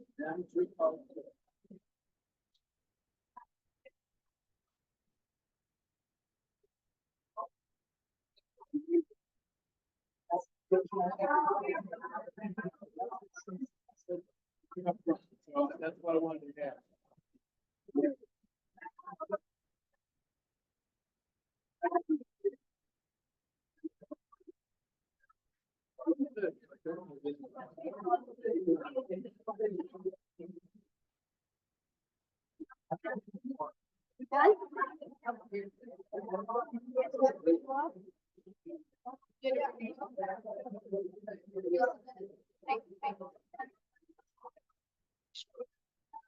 Oh, he said that.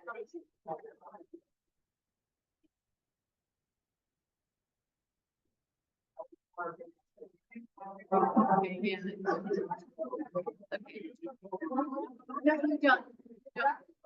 We're done for the season, until November, October. Yes, thank you so much, appreciate it.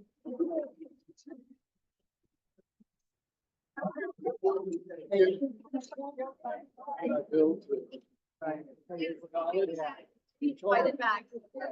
Thank you so much. Thank you.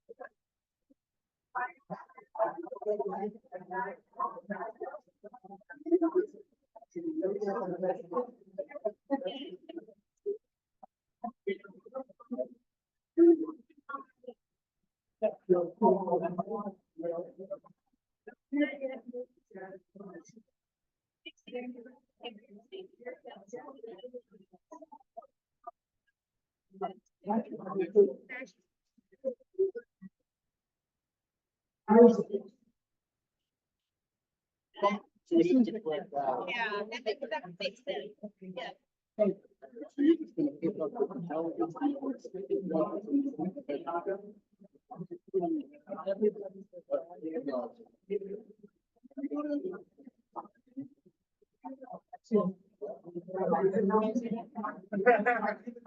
He's joking with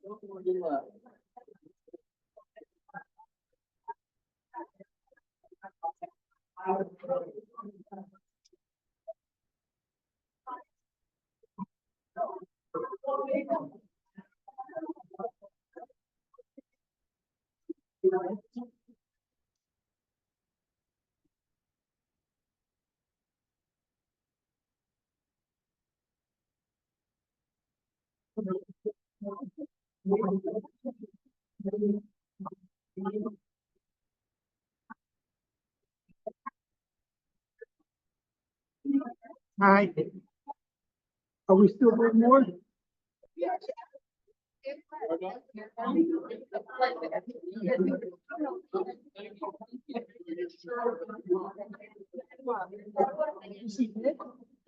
I never see you again. Maybe November. Thank you. Nice to meet you. Good working with you.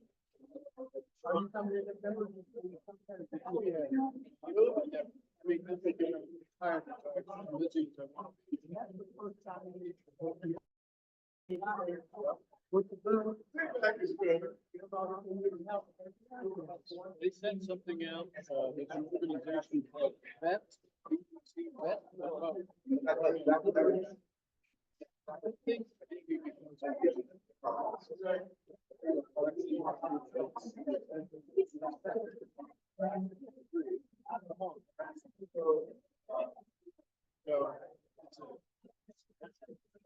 Send me an email. Sure, why not? And I did.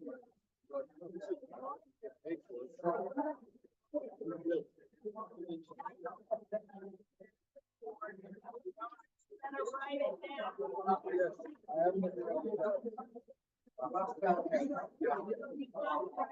When I saw it, was skinny, like, what the further secretary?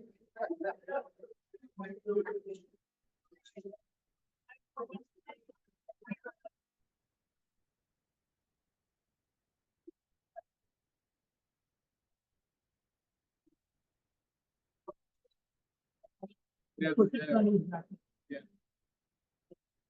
Unless you wanted us a souvenir. I got it wrong. That's a security.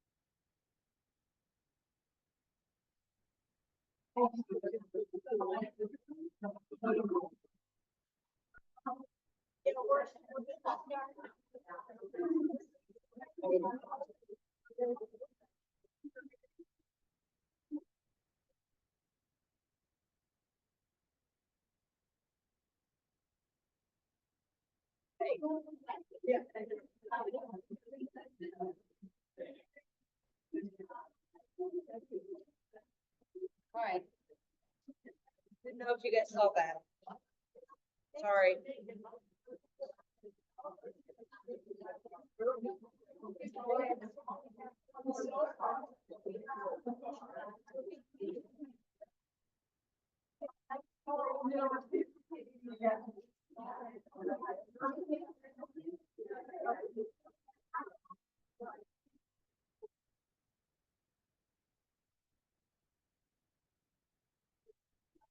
Check down.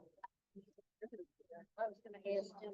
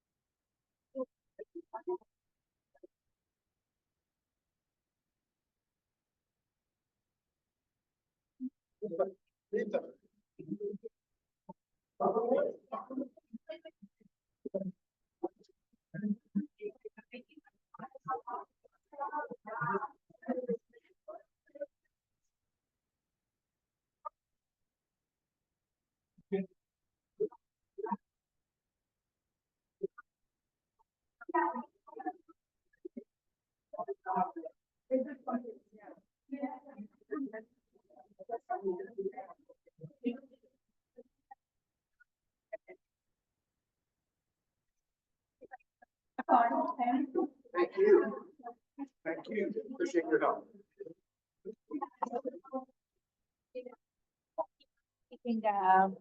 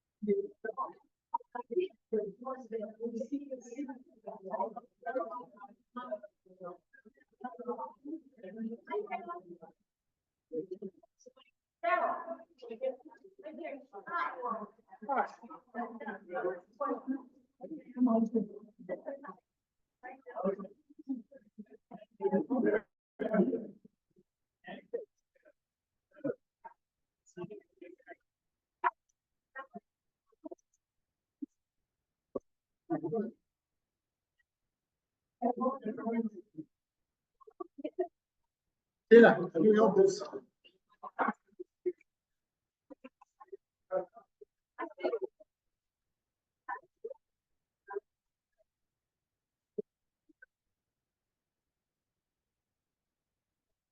Yeah, thanks, Steve.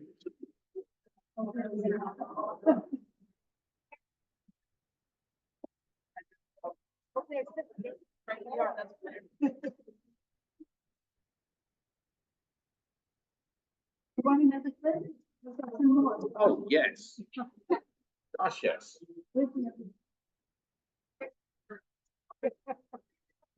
Comfortable.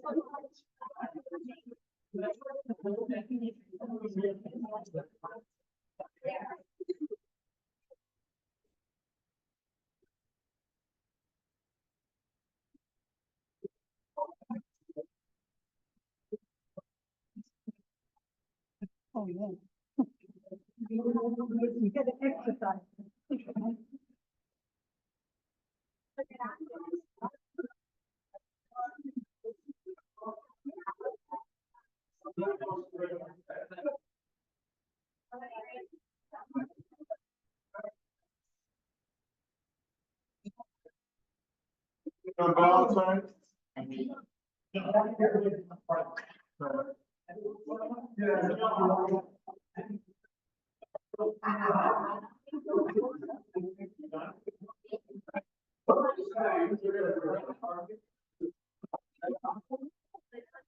you go. Good job. There you go.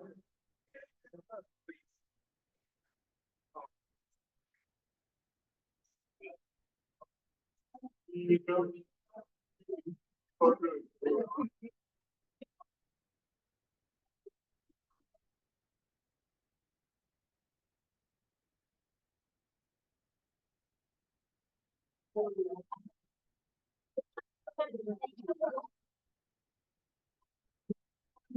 Sorry.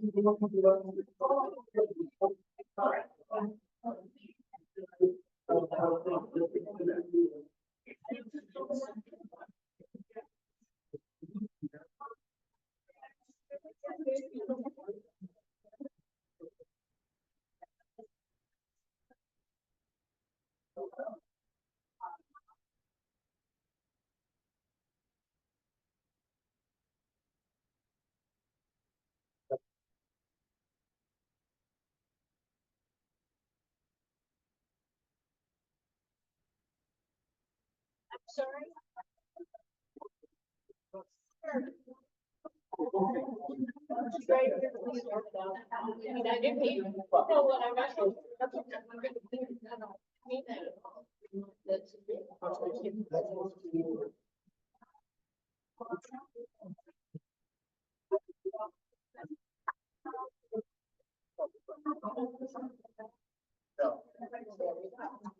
I'll let you know. Thank you.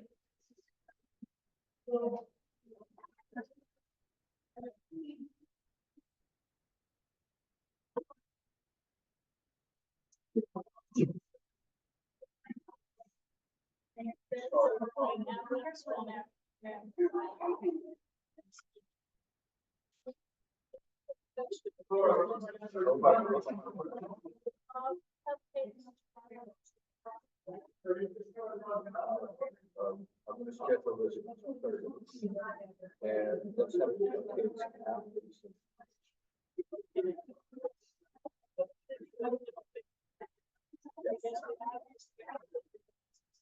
No, we are not.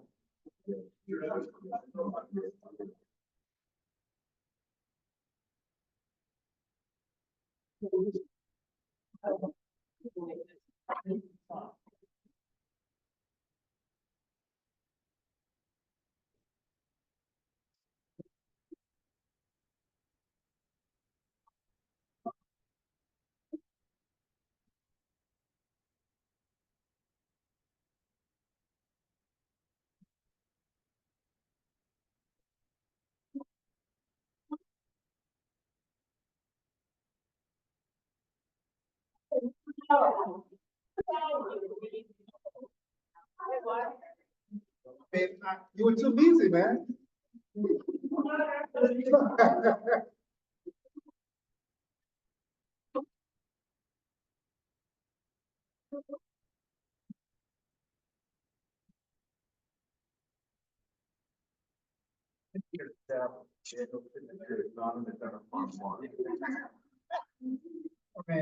you got Yeah, as I say, if you saw that on a ballot, it's definitely an attempt to scratch something out.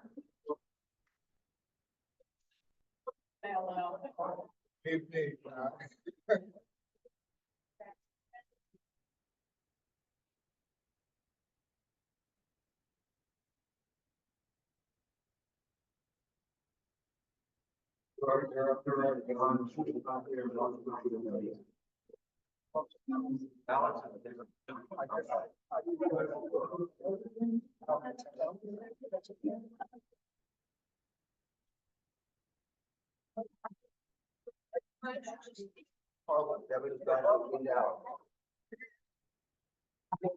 I just wanted you to understand, you gotta understand.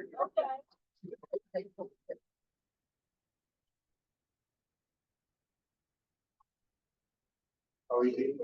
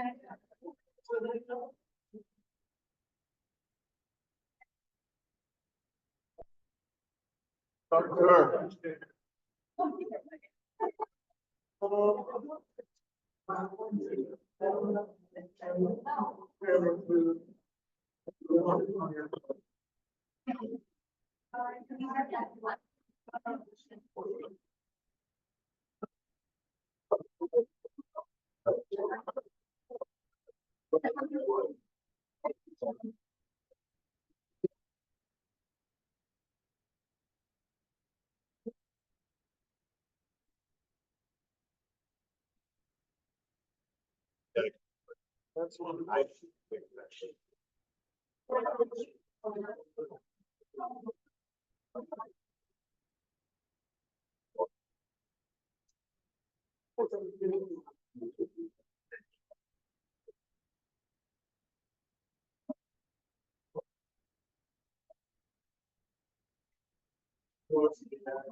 Yeah.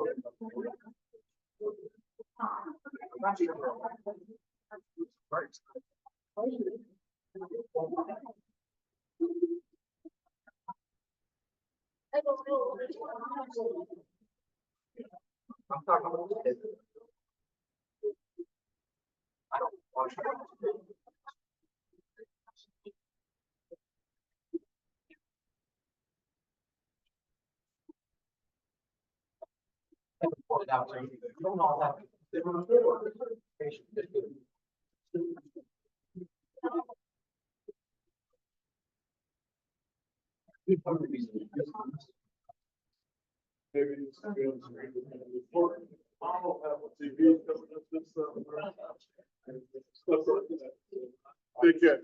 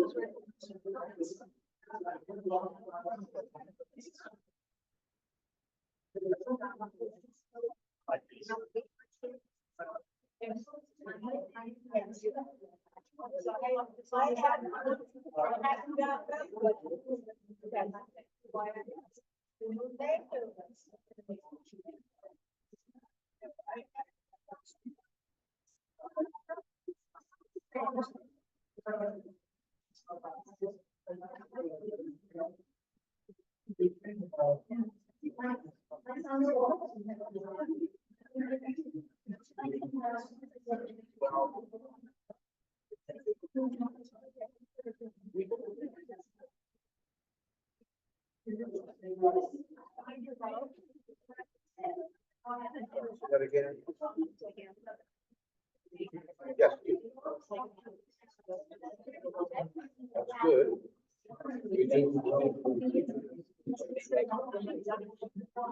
Let them know. Let them know. We're all.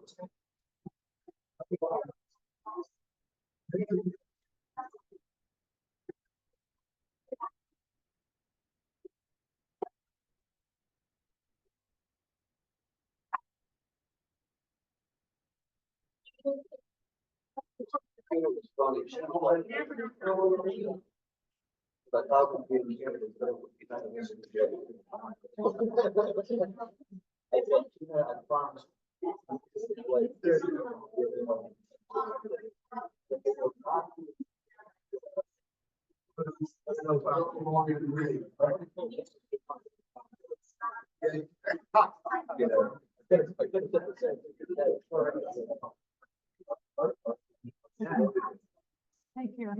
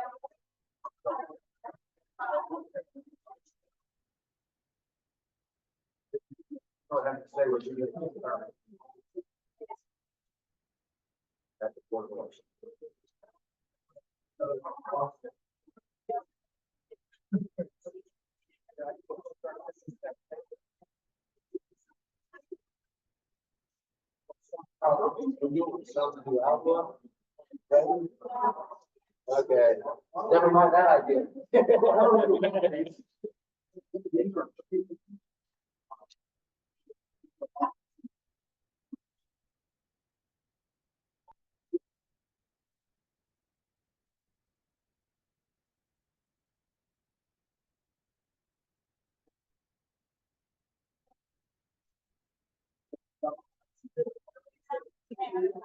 So we have to reject the first one.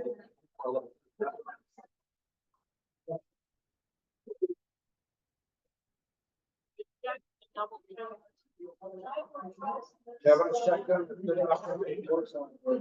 Okay. Oh, talking about.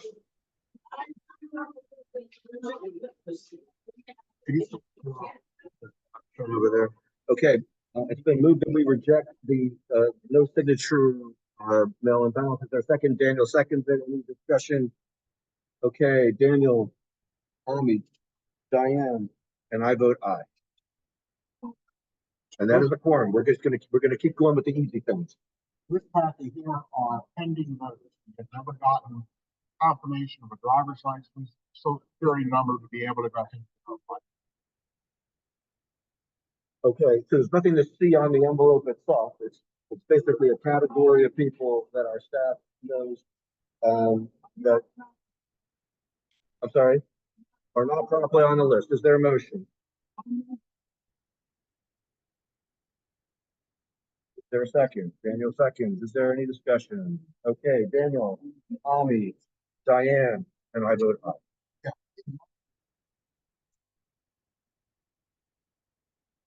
We just started with the easy ones, Alex. The ones that are pending vote on and don't have their information, and the ones that did not sign the voting docs. Other than that, we have nothing.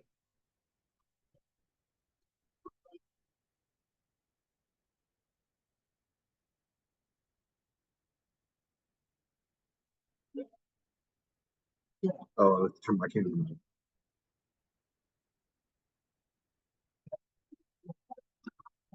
Yes.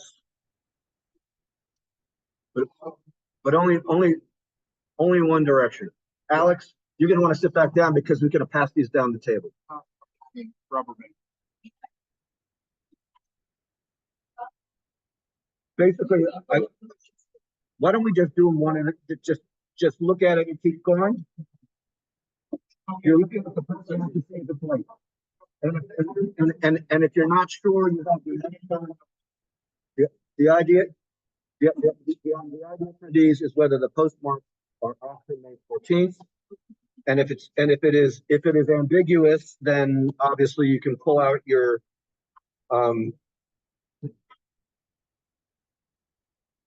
you're not going to need your magnifiers yet. These are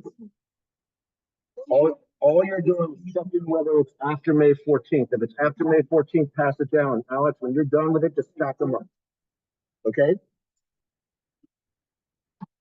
These are not the hard ones yet.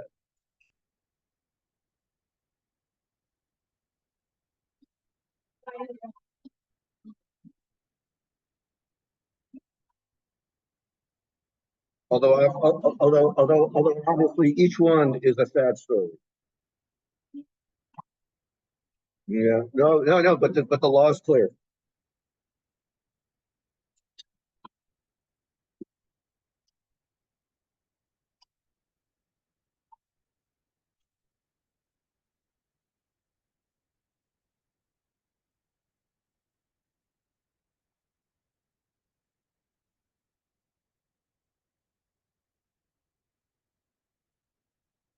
Yeah, except the drink could fall over. Hopefully these won't.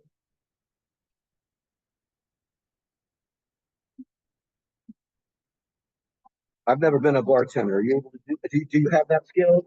Do you have the skill? You do? Okay. No, not terribly. There are plenty of things about you, Diane, that are surprising. That one, not as much.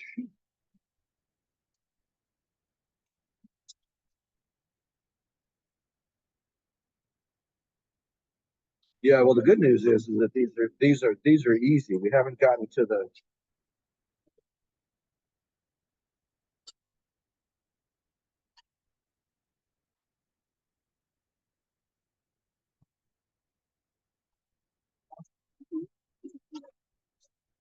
I feel like I should put my camera at the end of the table so people can see that we're actually looking at it.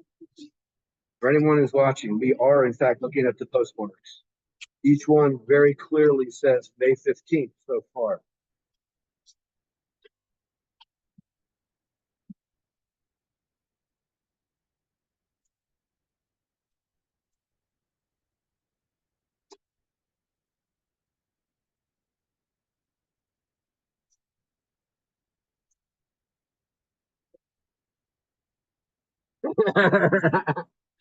Well, at least the last one, the last, yeah, the last two, yes. The next one you'll see.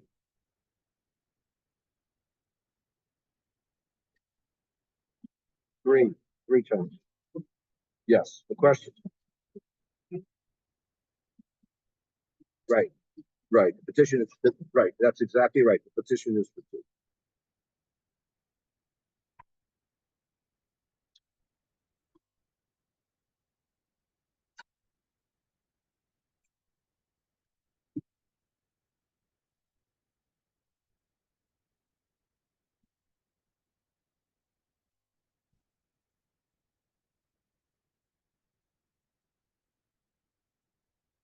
Nope. This is far for the course. People do not understand how postmarks work in a lot of cases. If you put it in your local mailbox, it may not get postmarked the same day.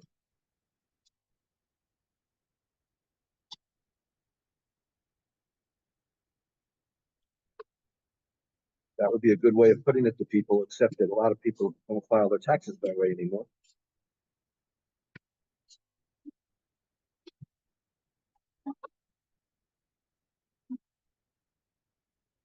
I remember when there used to be people on the street at the post office near Union Station to take your tax information, at 10 o'clock at night on the 15th.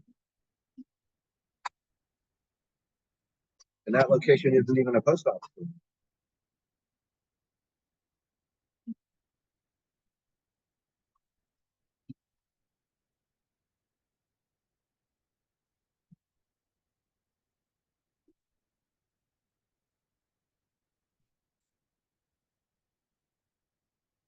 I just want to make sure that these are not right. We no, that is in our office. That is our office, St. Louis City. This is the Gaithersburg post office on the 16th. This is the Gaithersburg post office on the 15th that arrived on the 16th. And I guess the question is, has anything we've done before? I mean, if it gets to the board on the 16th, I guess it's possible it was mailed on the 15th. So we are still considering that to be late. Does everybody agree with that assessment? Did you hear what we said? We're saying that if it was received by the board on the 16th, as opposed to on the 15th, that on the 16th, it could have been mailed on the 15th. And so the postmark from Gaithersburg on the 15th does not make it timely. We have counted some as being timely that were on the 15th and that were received on the 15th because it was basically impossible to arrive on that schedule. So if it's stamped in for the 16th, we will consider it to be on time.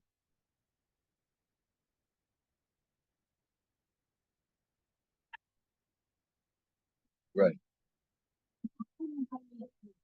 That one is the 15th, if you ask me.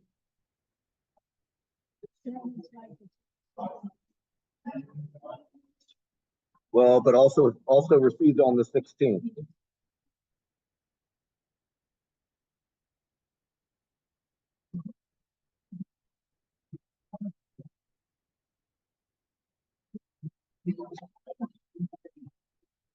No. Right. I personally think that's the 15th. Now the thing is that we've gotten ballots in the past that were like the Gaithersburg ballots that look very much like this with an error. So what we don't know is whether these were mailed from somewhere else to Potomac. You know, so on our to-do list is dealing with all the postmasters. It is. Well, no, actually, we got a really good response from Rockville. We'll just have to see if we can get a good response from the others.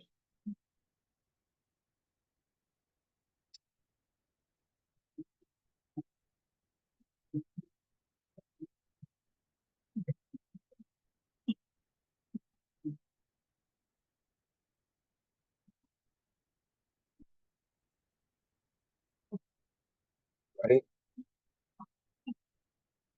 Yeah. I don't think we have a impossible to have been untimely argument for these though.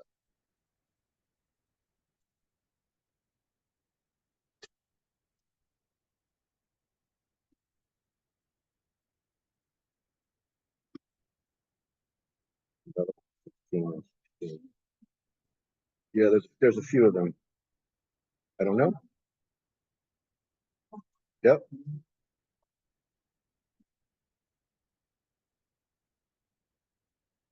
Now this one, Westlake Post Office in Bethesda on the 15th.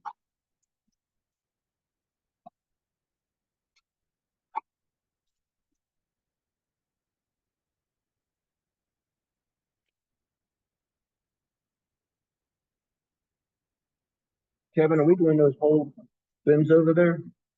Those whole trays, I mean? Wow.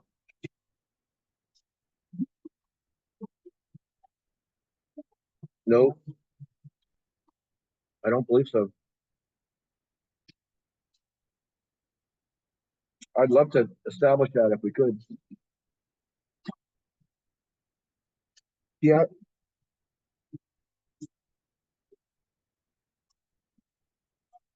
We do not, but I would love to. I would love to have a message to them that basically said, do it a day earlier, go to the post office, watch them stamp it on time.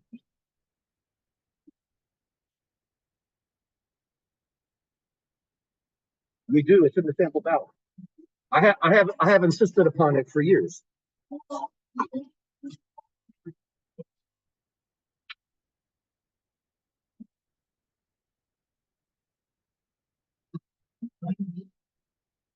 What do you mean?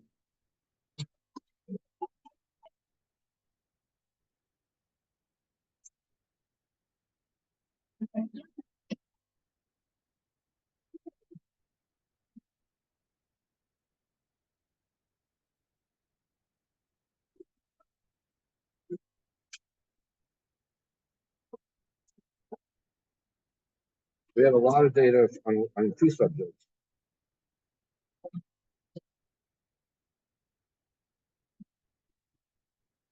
Well, tell David Blair. David Blair had a whole stack of these that were stamped in by the Rockford Post Office that we rejected. And that could have, well, I think if he thought they were going to make the difference, he would have gone to court.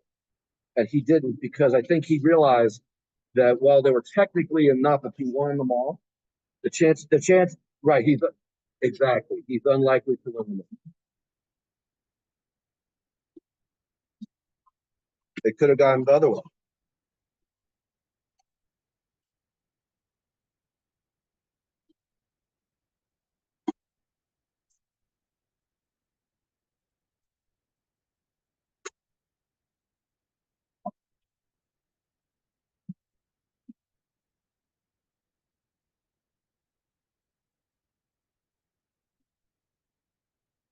I was worried for my carpal tunnel, but Mindy,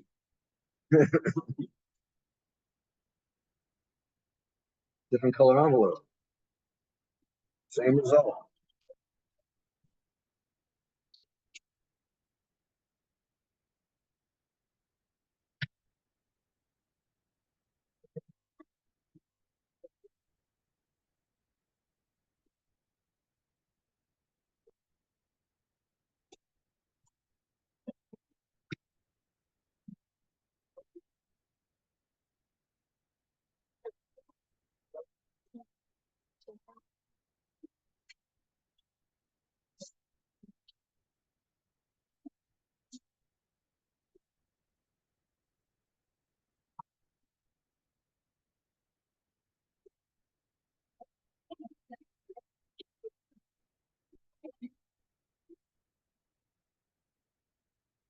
We haven't really needed a magnifying glass yet.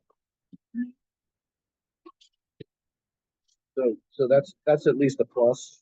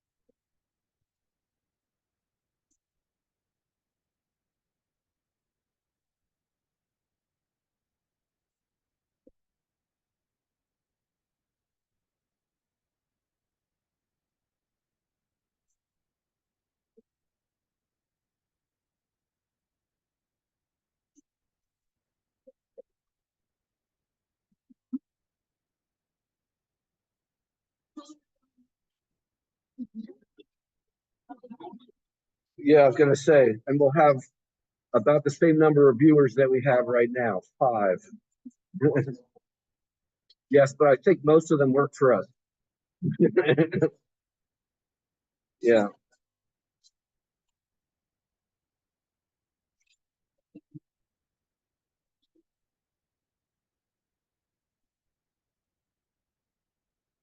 That's what he gets for stopping and talking, right? Yeah.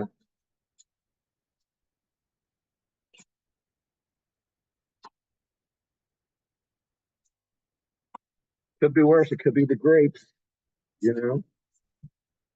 stomping around.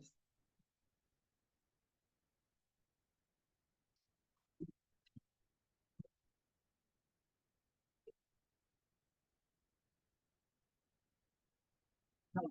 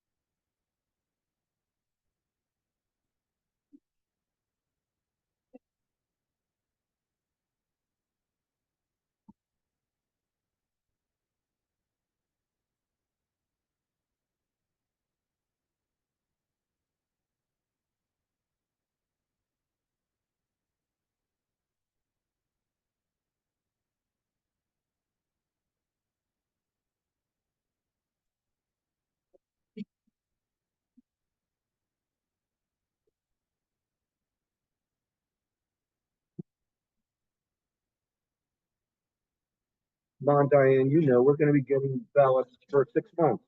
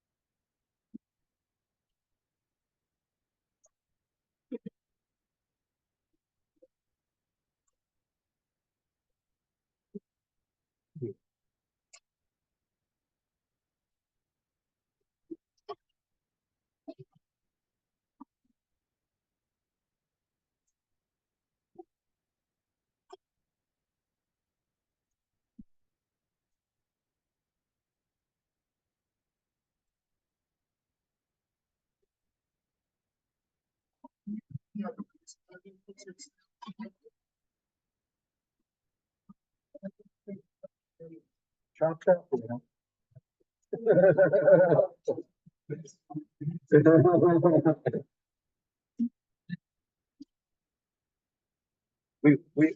We all want to go home. You know?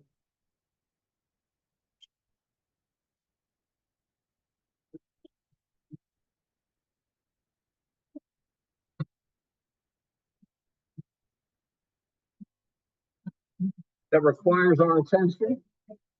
Right, as opposed to all of us just having practice with our arm motions here.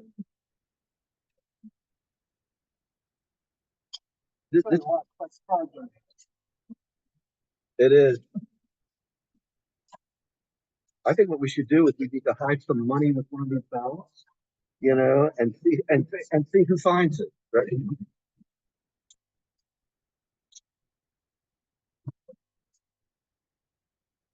For anyone watching on TV, that was a joke. That was a joke. Yeah, I know that was a joke. No, I wasn't offering anything other than, you know, a game for us to play, a mental game.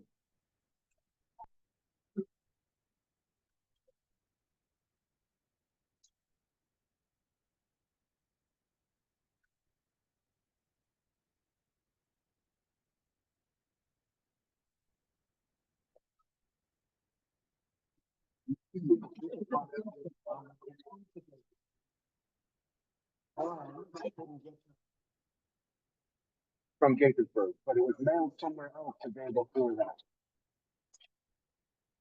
So in other words, this one could also be mailed from somewhere else. Woodmore is in 20901. That's where I grew up.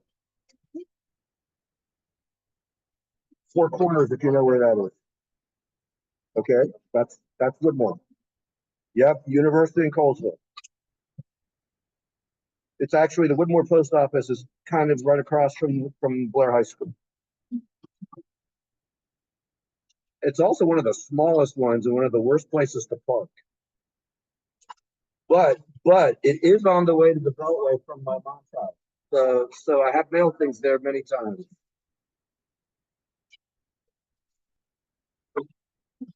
Say again? Oh, is that right? See, but if I were going to invent a place to get a passport, I would choose one that you could get to the post. Because in order to get to the post office in Colesville Road, you have to zig and zag.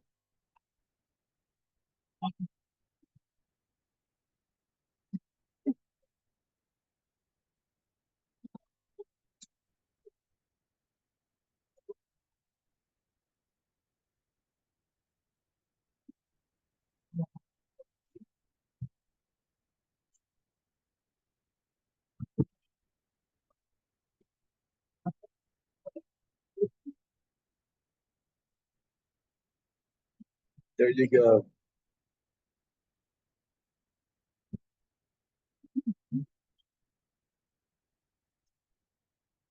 Hey, each his own, his or her own, or there, or whatever else. The dates are getting a little bit later. And the good news here is that these 8s are clearly not 3s. That would be the one I'd be worried about. Like, okay, so this one.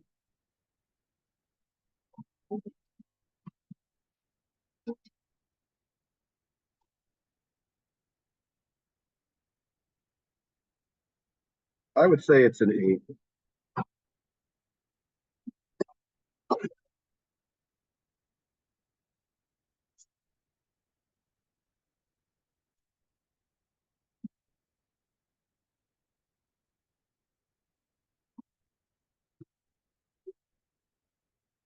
And this is interesting. This is from New York.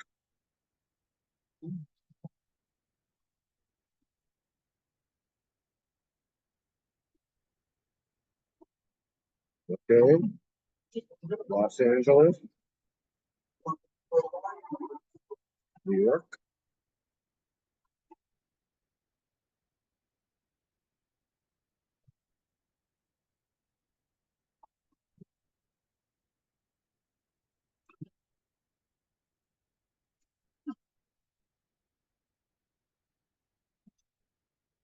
I don't know why the note is there. The postmark is clear.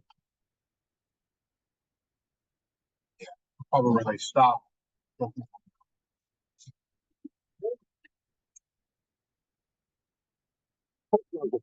So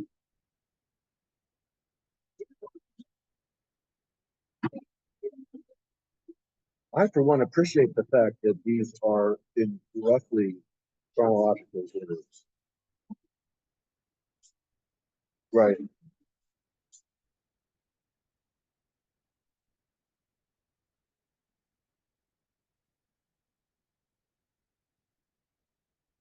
Now you're really projecting. How the heck do you know whether they mailed it late or whether it's sat in the postal service late? When we were talking about ballots arriving on the same day, you seemed more than willing to say that the post office could make things arrive on the same day. Exactly. Exactly. Yes, exactly. And whatever it is I say, she has to say the opposite. Yeah. So I'm glad we have that established on the record.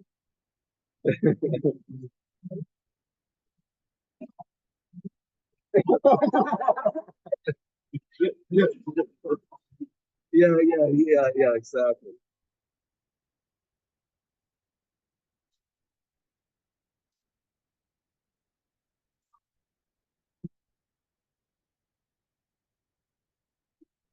Hmm.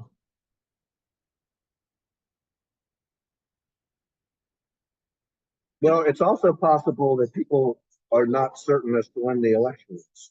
Even though, yeah, I'm telling you, not everyone pays it.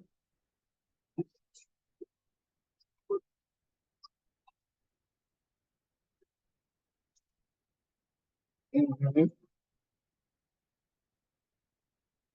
That happens.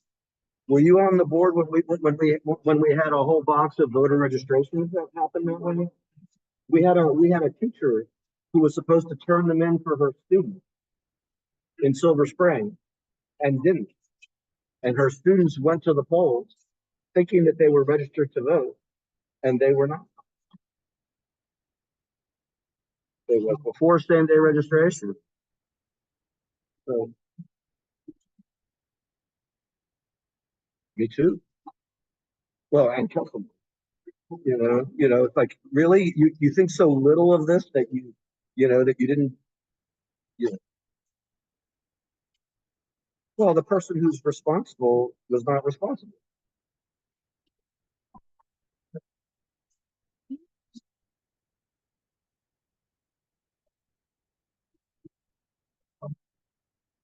That's good. We're getting near the end.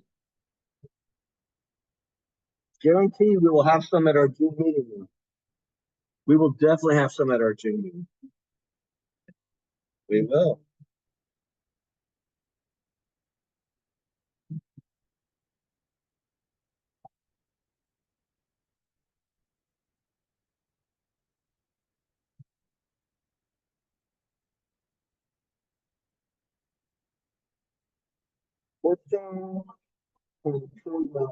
Thank you. See you in the fall. Thanks a lot.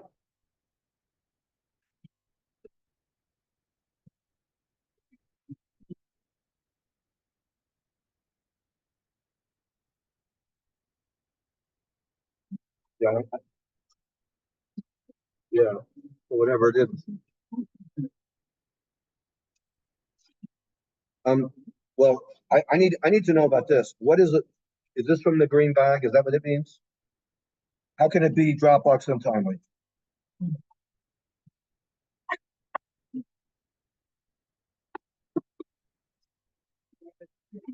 Well, I want someone to tell me for sure. And I want a different stamp in the future.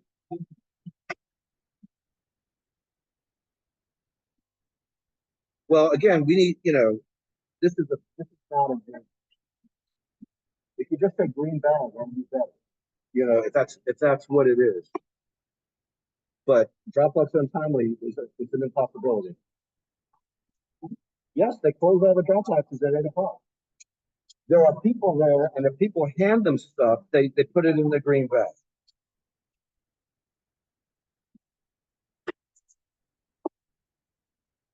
Michelle, are you ready to give testimony? So on these. So after the Dropbox was closed, they locked the thing, that little flap. Some of these were stuck between the flap. So the next day when they went Wait. Stuck within the flap on the inside? on the outside. They wedged it in after. And they were still there. So these are not green bags. They're green bag. They're considered green bag because they went around. Let me ask you this. If it's in the green bag, is it going to say Dropbox untimely? Yes.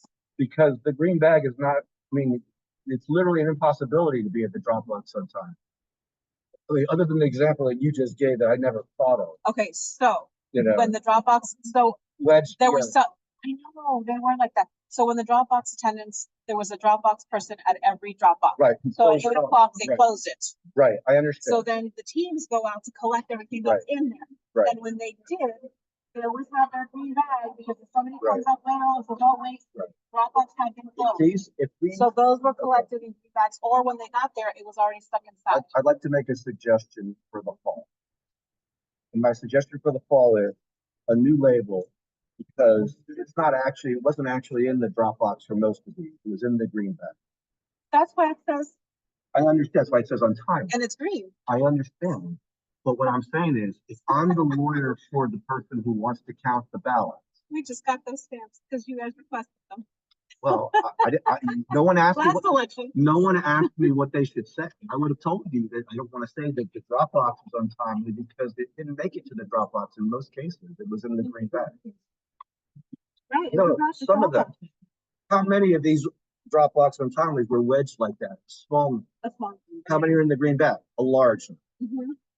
So. Where the lock is. The lock locks the flap in an open position, and then at 8 o'clock on They flip election day, they flip it up and they lock it in the closed position, and the slot is completely cut.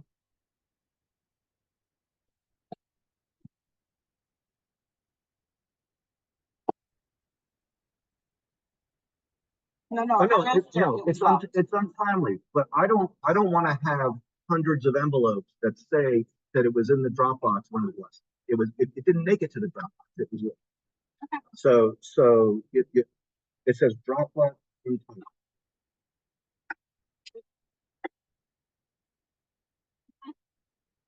That's right. No problem with the execution, just the wording.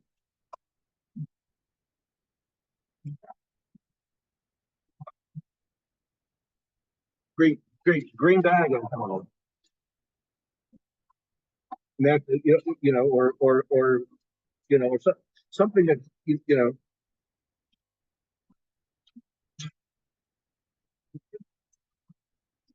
I don't think it's a rejection though. How can it be?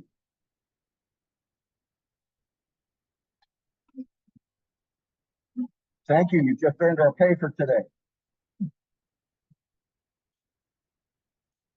We obviously have to see when the signature is, right?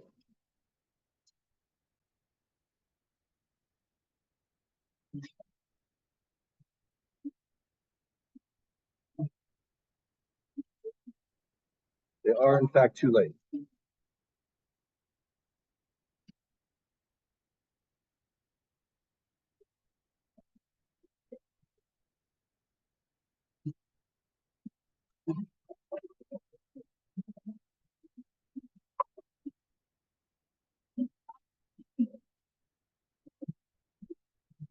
I don't either.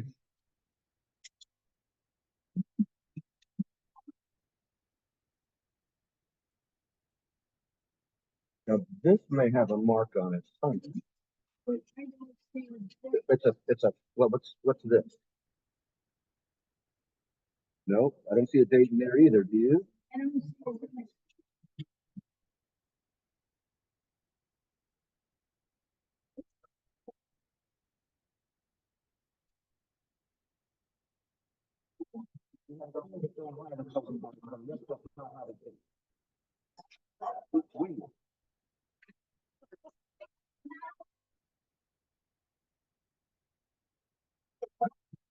Same issue here.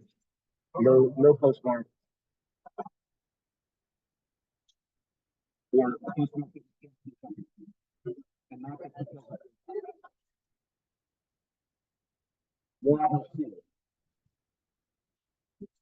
if you can figure out the date, if you can, I just think you can find a date on there.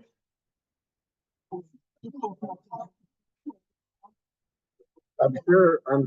Well, if, like I said, if you can find one, I'm not averse to finding one. I couldn't find one.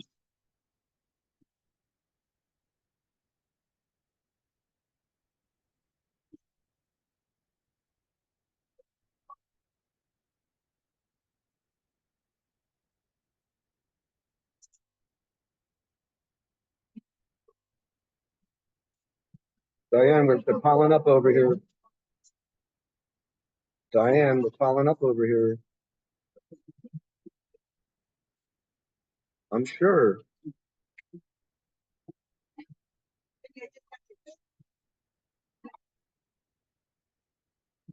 Then that's timely. Yeah, we're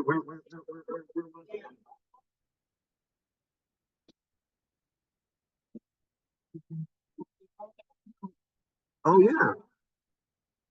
Oh yeah. Okay. Good for you. A valid ballot. Good for you for finding those. Okay.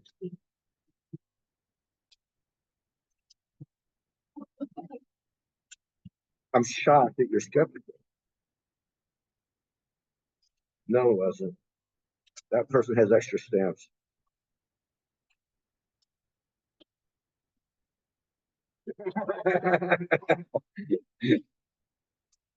The post office can deliver on the same day, but also they can mail their ballot in December when the ballot. Right. When the ballots were printed in March, Yeah, right, exactly. That they're the ones who know who's gonna run, right?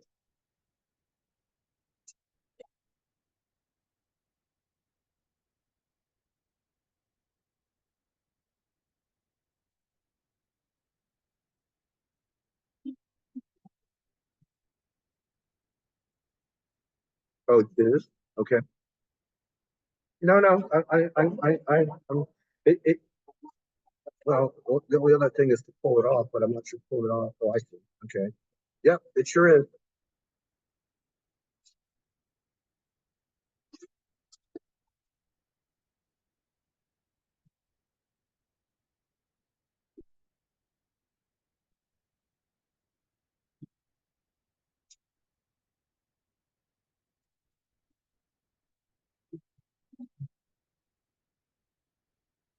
No, it says May 15th. It's not timely. Is that it? Yay.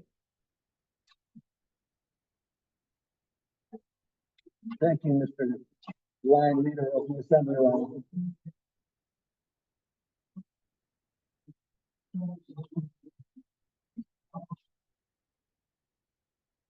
We say two votes, you know? Well, that's why we're here. That's, that's why we're here. Okay.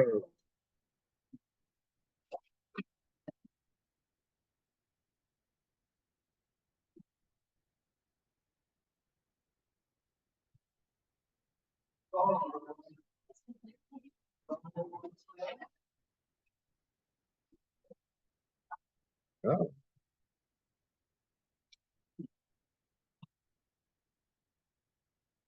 everyone wants to look at what I'm doing. I'm just pulling them out page by page.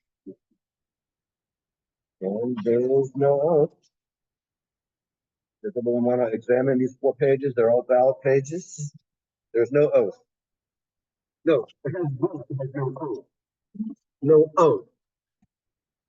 So we have to reject it for lack of an oath. Is there a motion? Is there a second? Okay, Alex, vote. The question is whether the valid is. Okay, Diane. I vote aye. Sorry, Alex. Yes. No worries.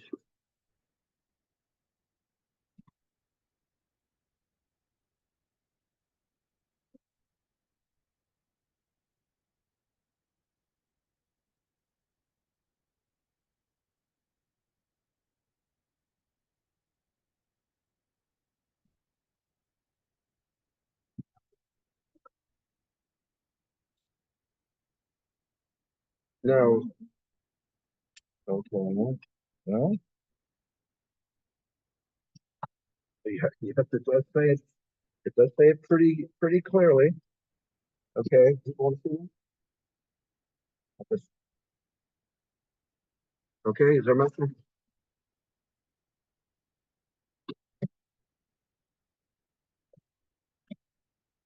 Okay. Is there a second? Any discussion? Daniel, Tommy, Diane, Alex, and I vote aye. It is unanimous.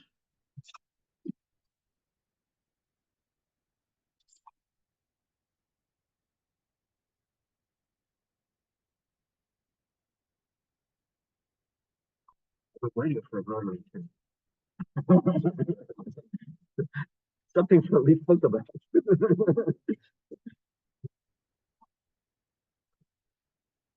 Well, let's see. Yeah, I'm gonna say, really? Really? Yeah, I was gonna say. All right, so here's what it looks like. I'm gonna go this way.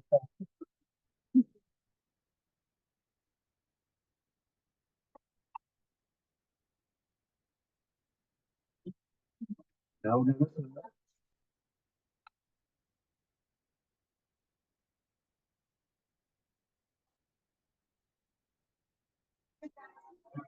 One can only guess that.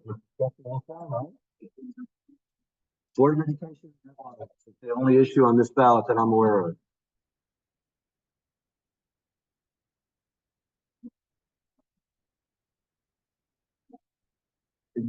Motion?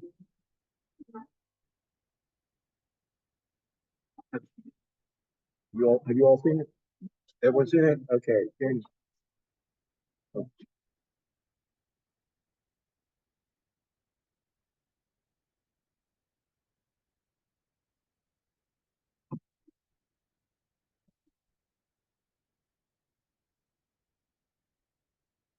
Okay, Daniel.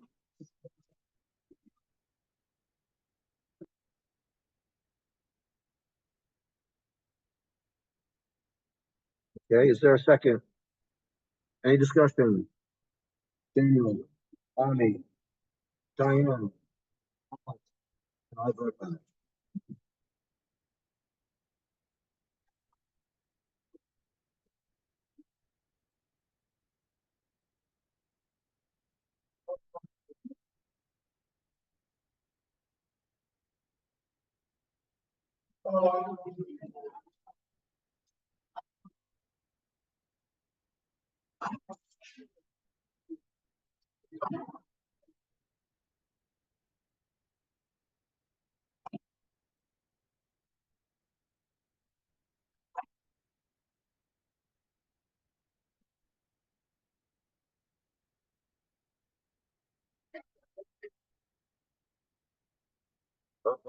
No oath? Right, they printed it, but they didn't sign it. They didn't sign the ballot either.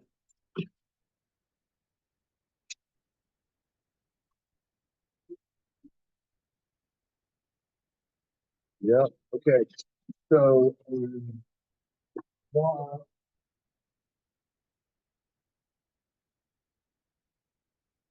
is there a second? Any discussion? Daniel, Diane, Alex, and I vote aye.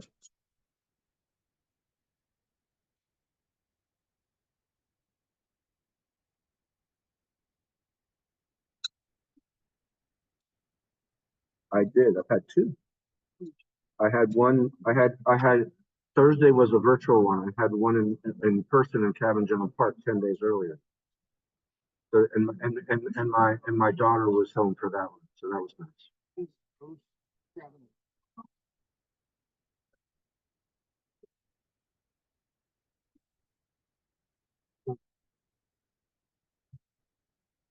Okay, so this is what it looks like. And I'll go this way this time.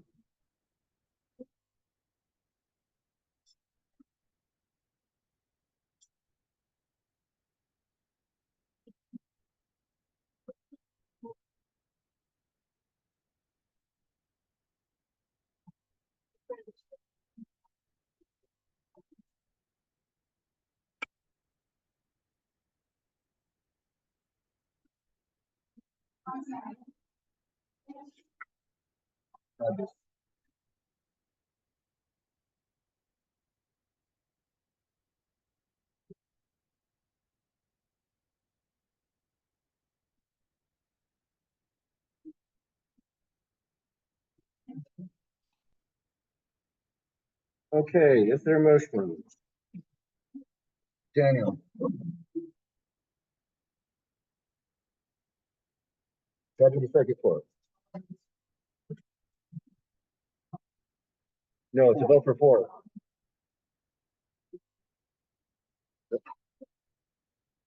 The question is whether the last marking is a vote.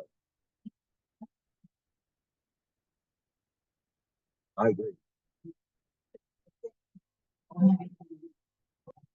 For the top four. Okay, okay, any discussion? Daniel, Ami, Diane, Charles, and I vote aye. Vote for the top four.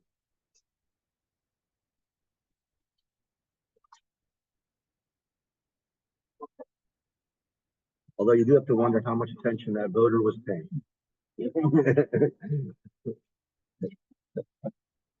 Yes, yes, we have a few in that category. Yeah. Well, a little bit more. Yeah,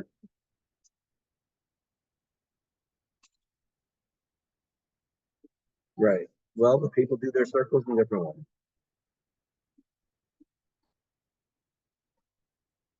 Back it up.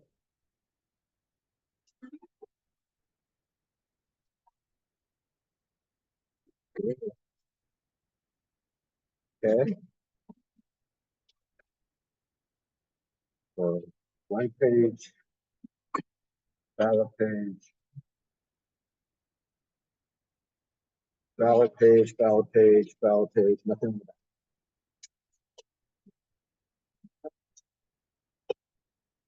Okay, for a second. All right. Any discussion?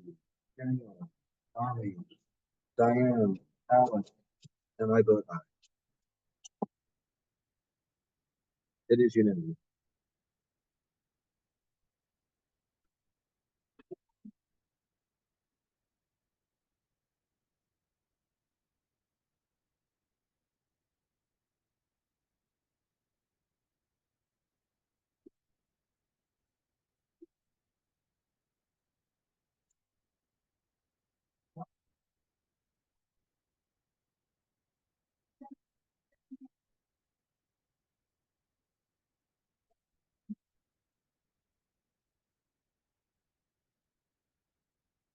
So it's a nonpartisan ballot. There's only one marking on it. That is the marking. It'll go this way this time.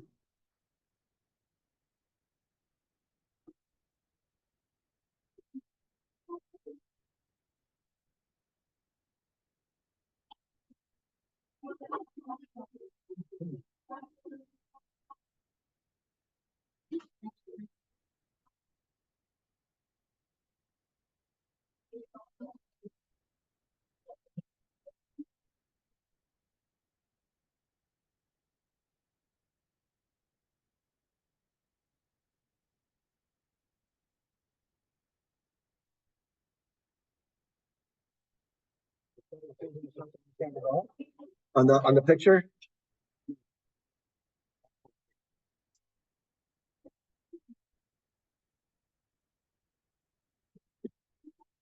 That's pretty funny.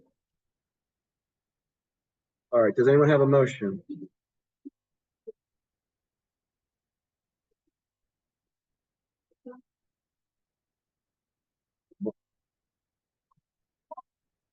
Yeah.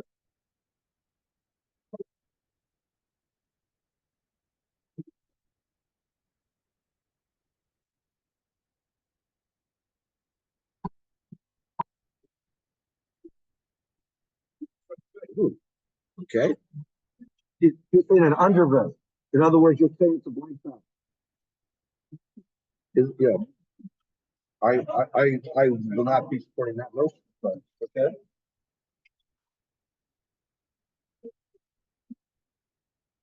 We don't know in what order they did. We do not know that they did that before they did the. Is there a second? Diane, you seconded his motion? Okay. Can I suggest that, since we're talking about one vote on one race, that rather than doing an amendment, we just deal with one motion at a time? Okay, so the question is, on Alex's motion, is there any debate? Yeah.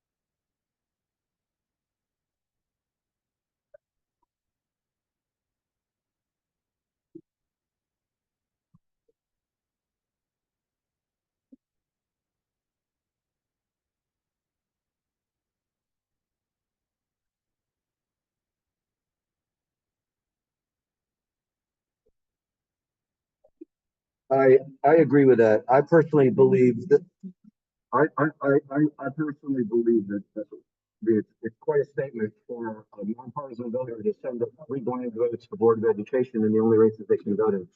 Um, so, to me, it looks like the person marked an X and then realized they were supposed to do something else, and then they started to do something else. I think it's a vote for Kim. Kim?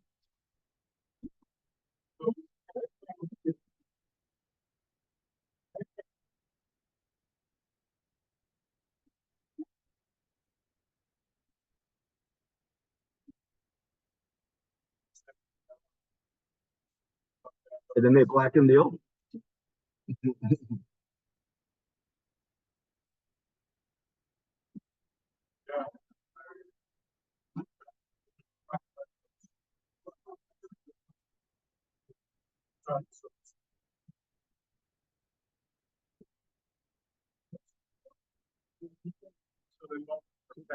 To me, the person made an X for the one race that they discovered that the instructions were to make an oval.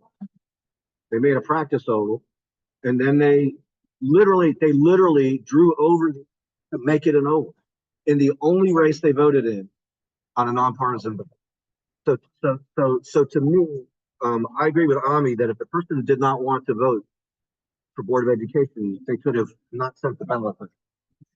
Um, and so to me, it's pretty clearly a vote for Melissa Kim. Now, there's a motion to count as a conundrum.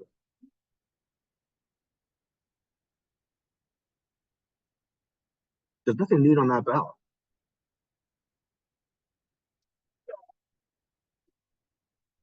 Yeah, but if they put an X on it first, they're trying their best to obliterate the X. The fact that we can find it underneath everything doesn't mean that was an attempt to cross it out. Okay. Because the instructions say fill it in, and they did. To me, they follow the directions better than the person who did it.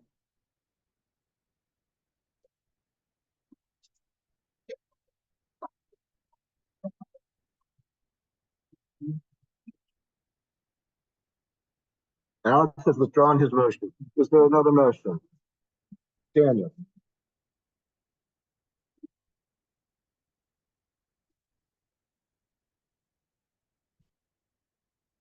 Okay, to go for Melissa Kim. Right. Okay. Any further discussion? Okay. Aye. Diane, Alex, and I vote aye. Mm-hmm.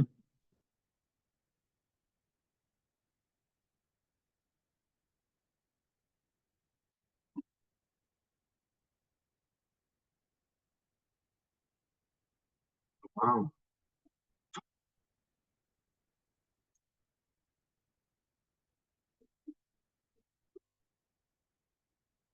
Wow. All right. So for Representative in Congress, we have a motion and a second here for, thank you very much. Okay, for delegate to the Republican National Convention, we have votes for up to 3, and there are 4 markings of varying, um, uh, yeah, well, you'll have to see. I think we're good for the alternate delegate. For the Board of Education at large, we have markings we have 2 dark markings and 1 less dark marking. So basically, there's 3 different ones that have markings. I think that's it.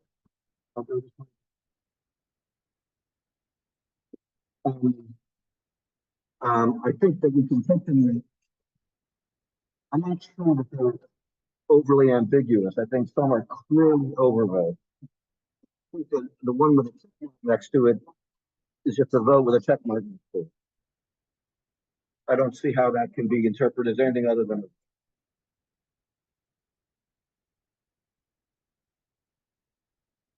the delegates for both candidates.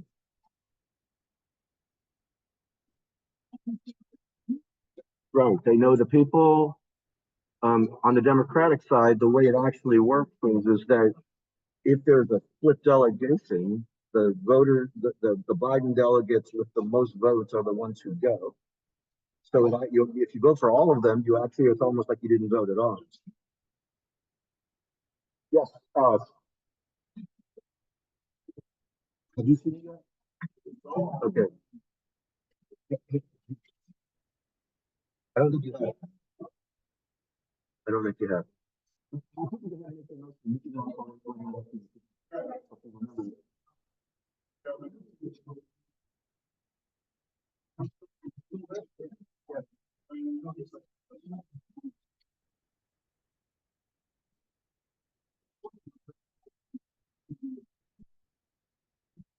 Well, then it sounds like you're not saying as much.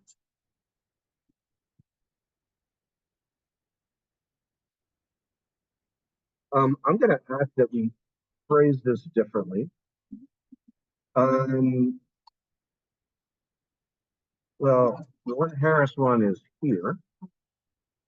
I don't, I'm not sure that it's our role to just say, let it go through the machine. I think it's our role to try and determine the voter's intent. To me, it's very clearly an overvote for Board of Education at large.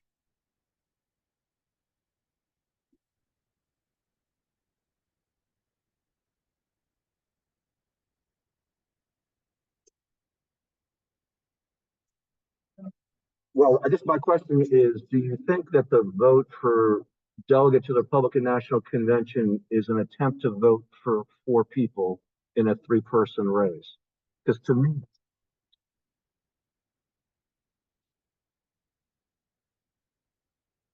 in my mind, for Board of Education, it's a vote for at least 2 people in a 1-person race. And then for delegate to the Republican Convention, it's a vote for 4 people in a 3-person race. But for all congressional districts, it's a vote for 1 person in a 1-person race, and I would count them. That's what I would do.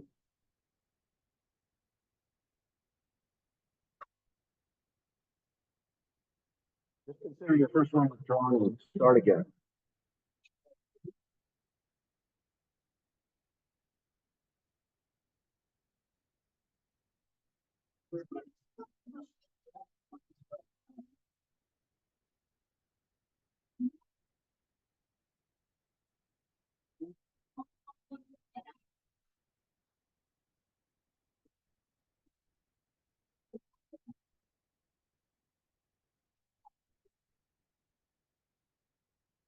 Is there a second?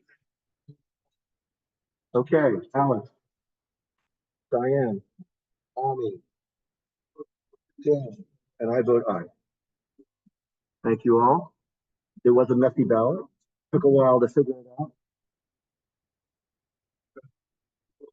I wonder if we have voters who intentionally think that if they mark something lighter and mark something heavier, that we somehow take into consideration that it's lighter or heavier.